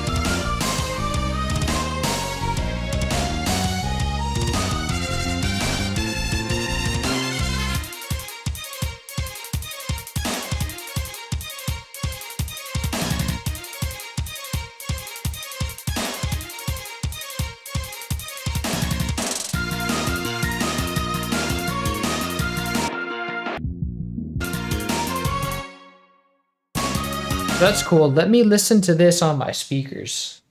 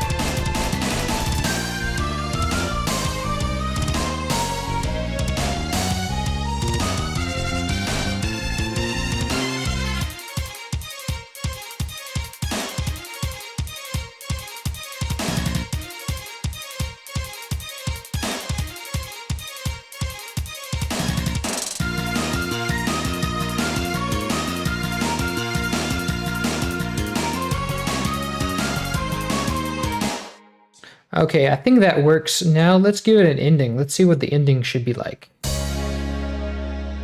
Oh, it ends on that note. That's fine. Cool. That is a really good note to end on. It does kind of loop abruptly, so I thought that whenever I first heard the song, I'm like, wow, this is like really not a seamless loop. So I think he just wrote the song and then he was like, there, it's a loop. So that means all I have to do, that makes my job easier. That means all I have to do is just loop this really lazily, and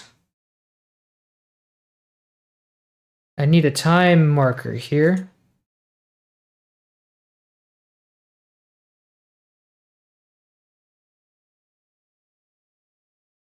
And then the song just ends right here.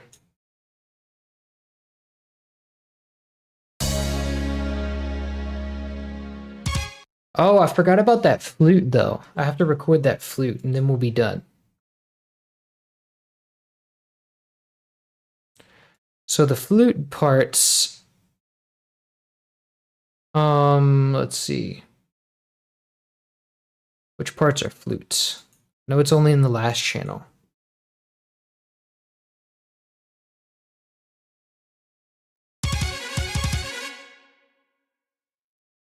So that's a flute. That's a flute. And then that last part's a flute. So there's 3 places where the flute comes in. That's here. Control Shift. Here.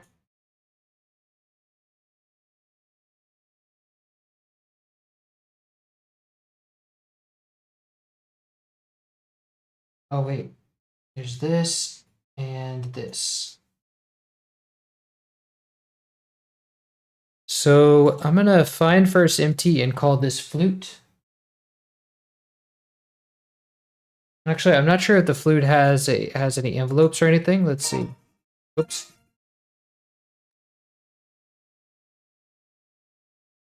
Why is it playing in the speakers? That's ridiculous. Hold on. Crazy. There we go.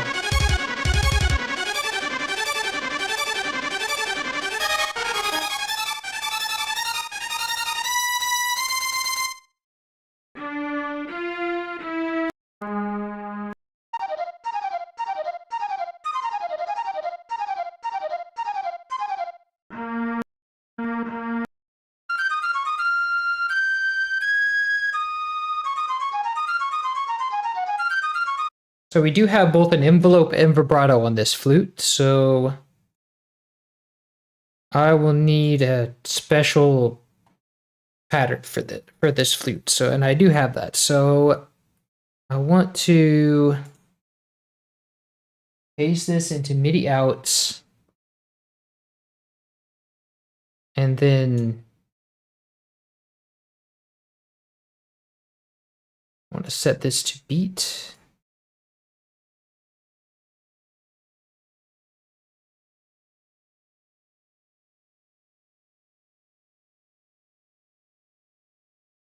And then I'm going to separate. No, wait, that was already separated. This part.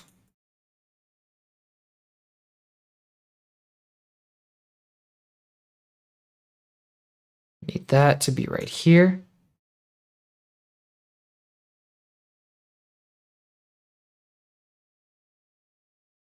So now this is what I want to record, and I know I need to put it up an octave.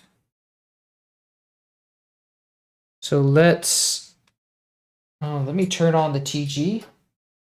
Oh, it's already on. Okay, I just need to turn it on. This and then that, and I'm going to take you guys to the TG right here. So it's starting up. And it's already on the flute, so I don't need to do anything. I just need to push effects bypass. And then that's it.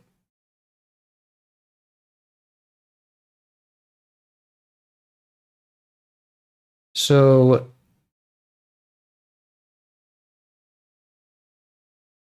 now I just need to set FL Studio to take the input from it. I need into, and then I need a Edison here to record. And then I press record and then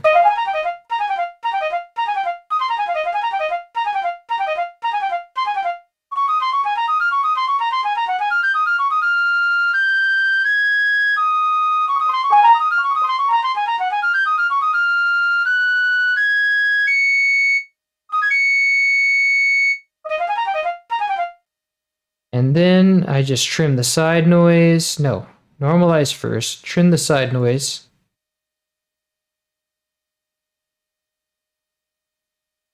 And then I'm going to save this as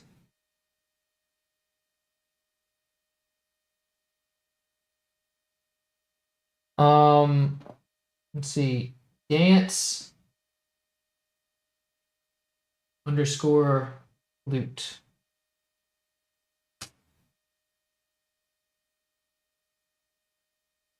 Now I can delete Edison. And let's see. Go to my recordings. Drag it in. And now I'm going to have, let's see, this thing plays right here, I think.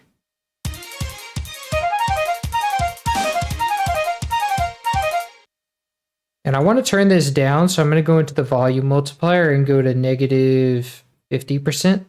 Go to 50%.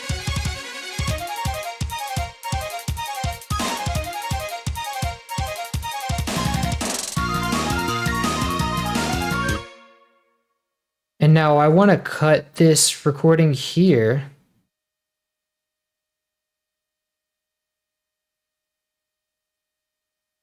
Oh wait, I need to go a little closer because I can't see very well.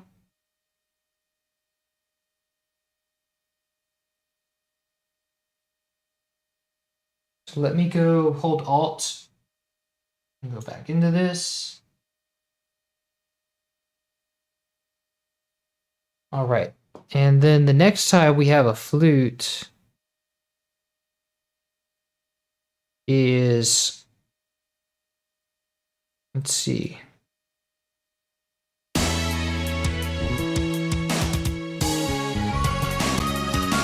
think it's here.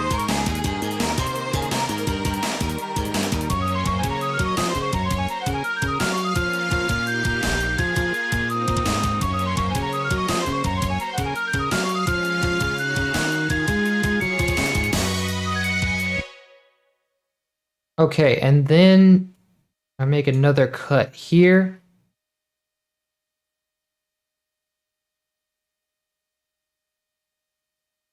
And this part is at the very end.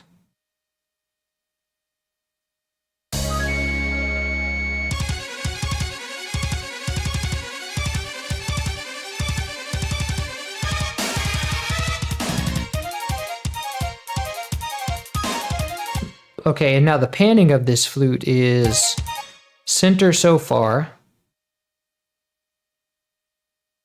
Here it's also center.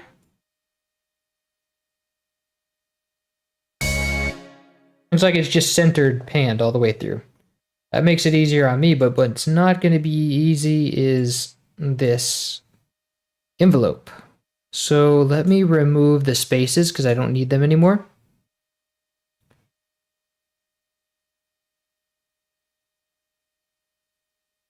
And now I just want to go and place this above.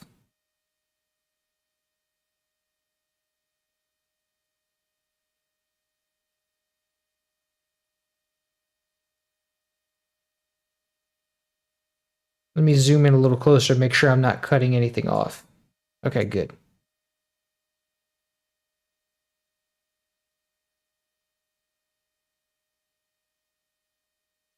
And now I want to slice this and move it here. Okay, so, and then I want to change this to an envelope controller. And I want to link the volume of the flute recording to articulator 1. And then I want to link the pitch of the recording to envelope controller 2. Or no, articulator 2. And now I can do my envelope. Let's see. And I just want it to kind of fade out in about a bar's time, I guess. Let's see.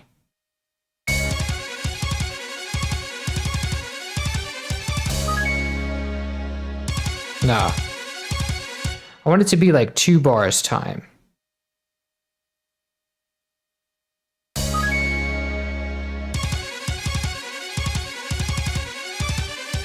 Or like 3.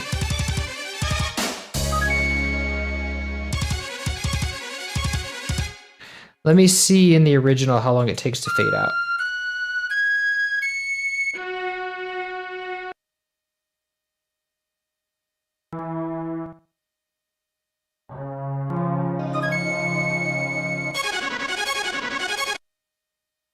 So that didn't have much of a fade out at all. I wasn't listening, so let's see.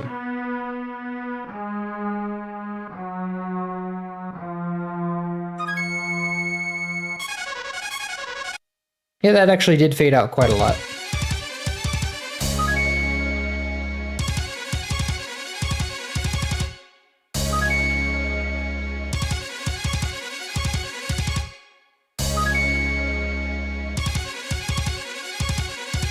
I think it should be like this. I think it should be 2 bars.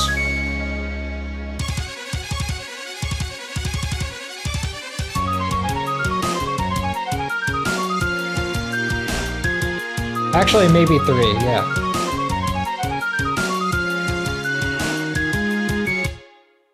And I want to not forget to change the flute recordings time stretching mode to stretch so it doesn't move all around when I do vibrato. And then this articulator 2 is going to be an LFO. Remove all these points except for 1. Right click this one, set it to sustain. And I want to set it to the smallest increment I can, almost. Set it to tempo and have it start going in about a bar in. Speed it up, and then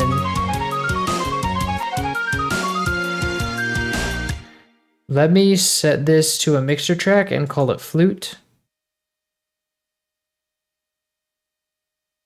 And solo it.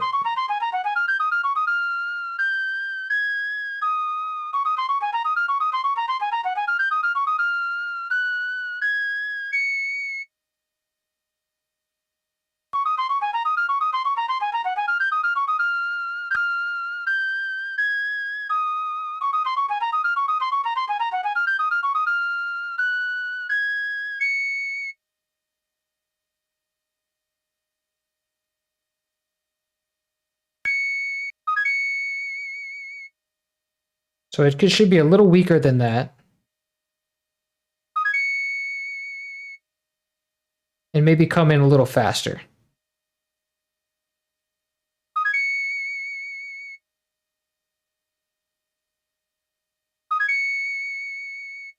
Nice.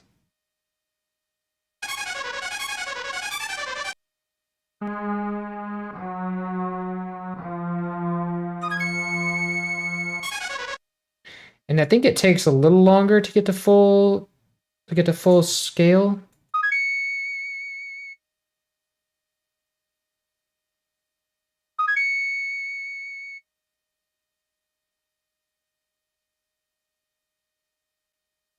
Whoops.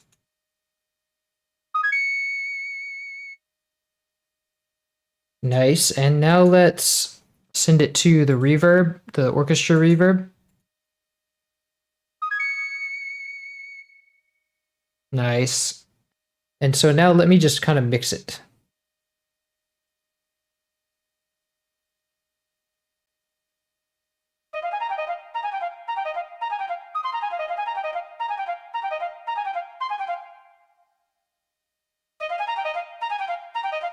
Yes. Now let me high pass this part. I want to bring out that breathiness with the high frequencies here. And then at this part, I just want to low pass it so that it removes all this noise in the low end.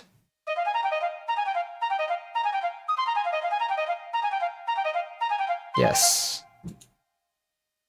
Now I want to put a chorus on it to give it some dynamics because it's a mono recording.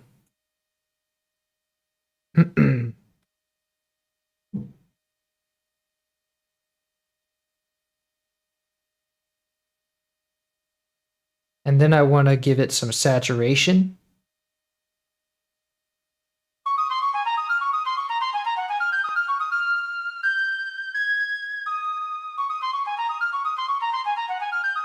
Nice, that's beautiful. And then I want to excite it a bit.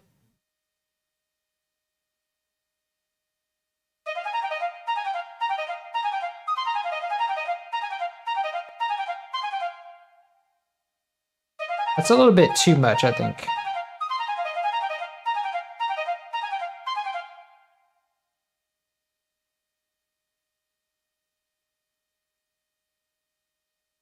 And I want to take down some of the lows.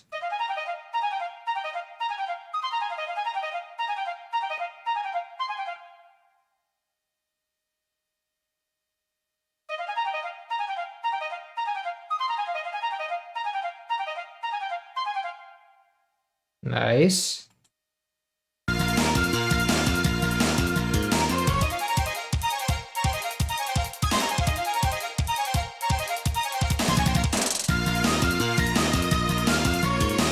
I also want to stereo separate it.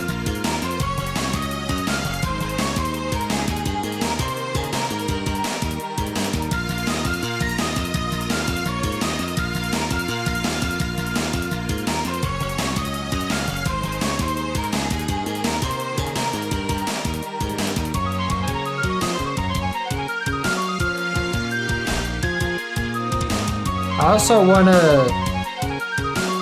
limit some of these.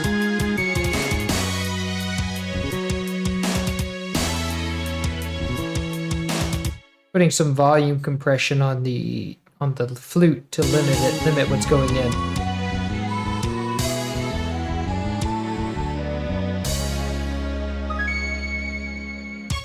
And then I just want to paste everything that I've done with the flute to the second part of the loop here.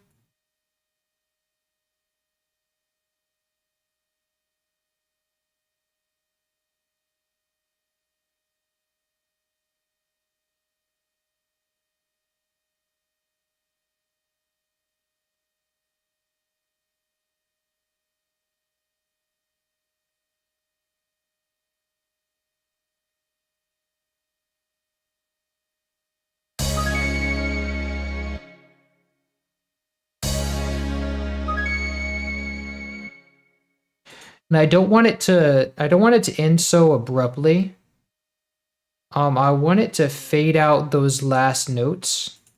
So let me just extend the note a couple of bars more.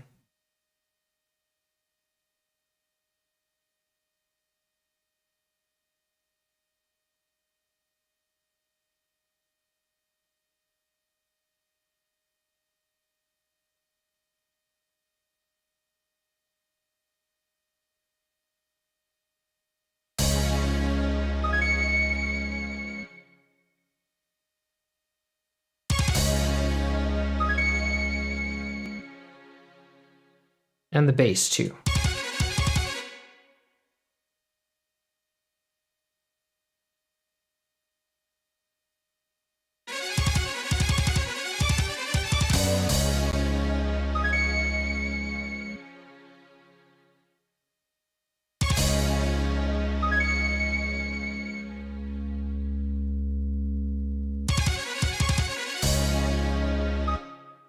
And so I need to give the bass an envelope so that it fades out all the way.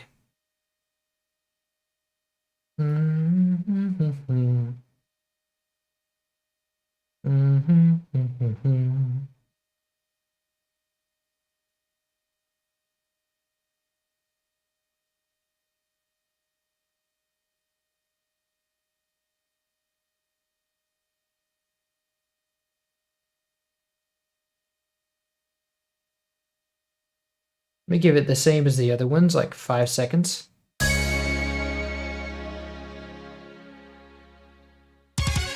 Nice. Okay, that's perfect. Let me make sure that some of those extensions didn't bleed out into the loop on the first one. Let's see. No, they didn't. They're good. Okay, so that works. Now that is, I'm gonna play this through once and then I'm gonna start naming it so you guys can hear it.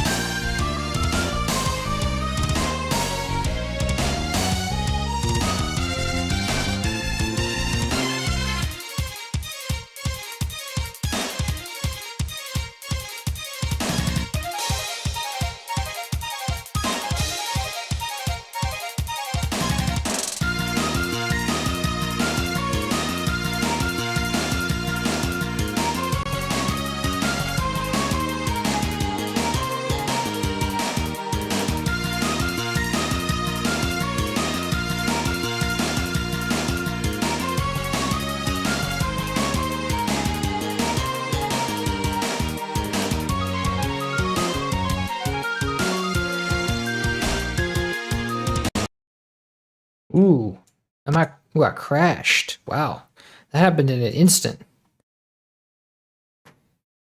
All right, so let's see where the backup let us off at. 103. Ooh, that's 5 minutes. That's a lot of time. Let's see.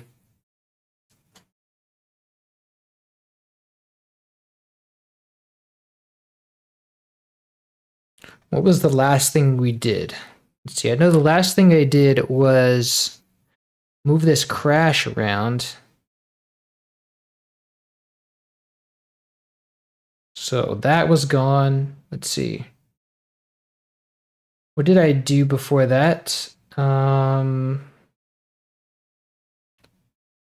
man, what did I do before that?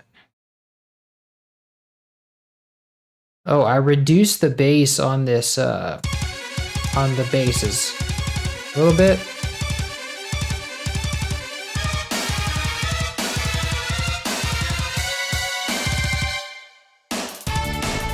I also turned down the reverb.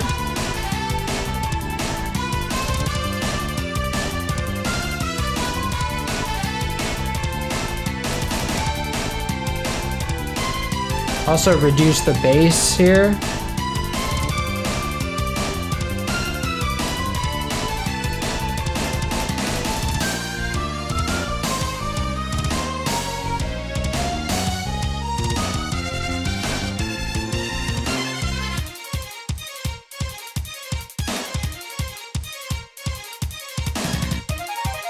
I also made this crash like more strong in the beginning. That. Also reduce the flute volume, I think.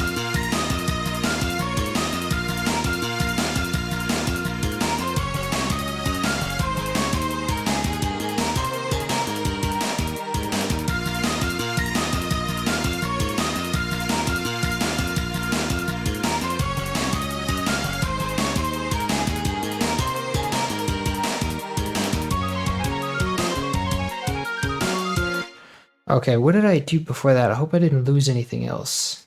I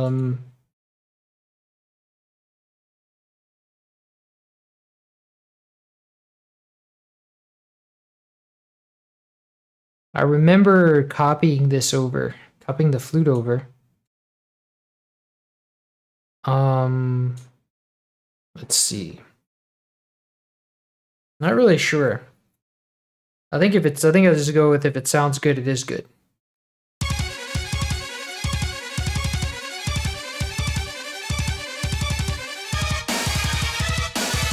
Oh wow. I lost my title and author stuff too.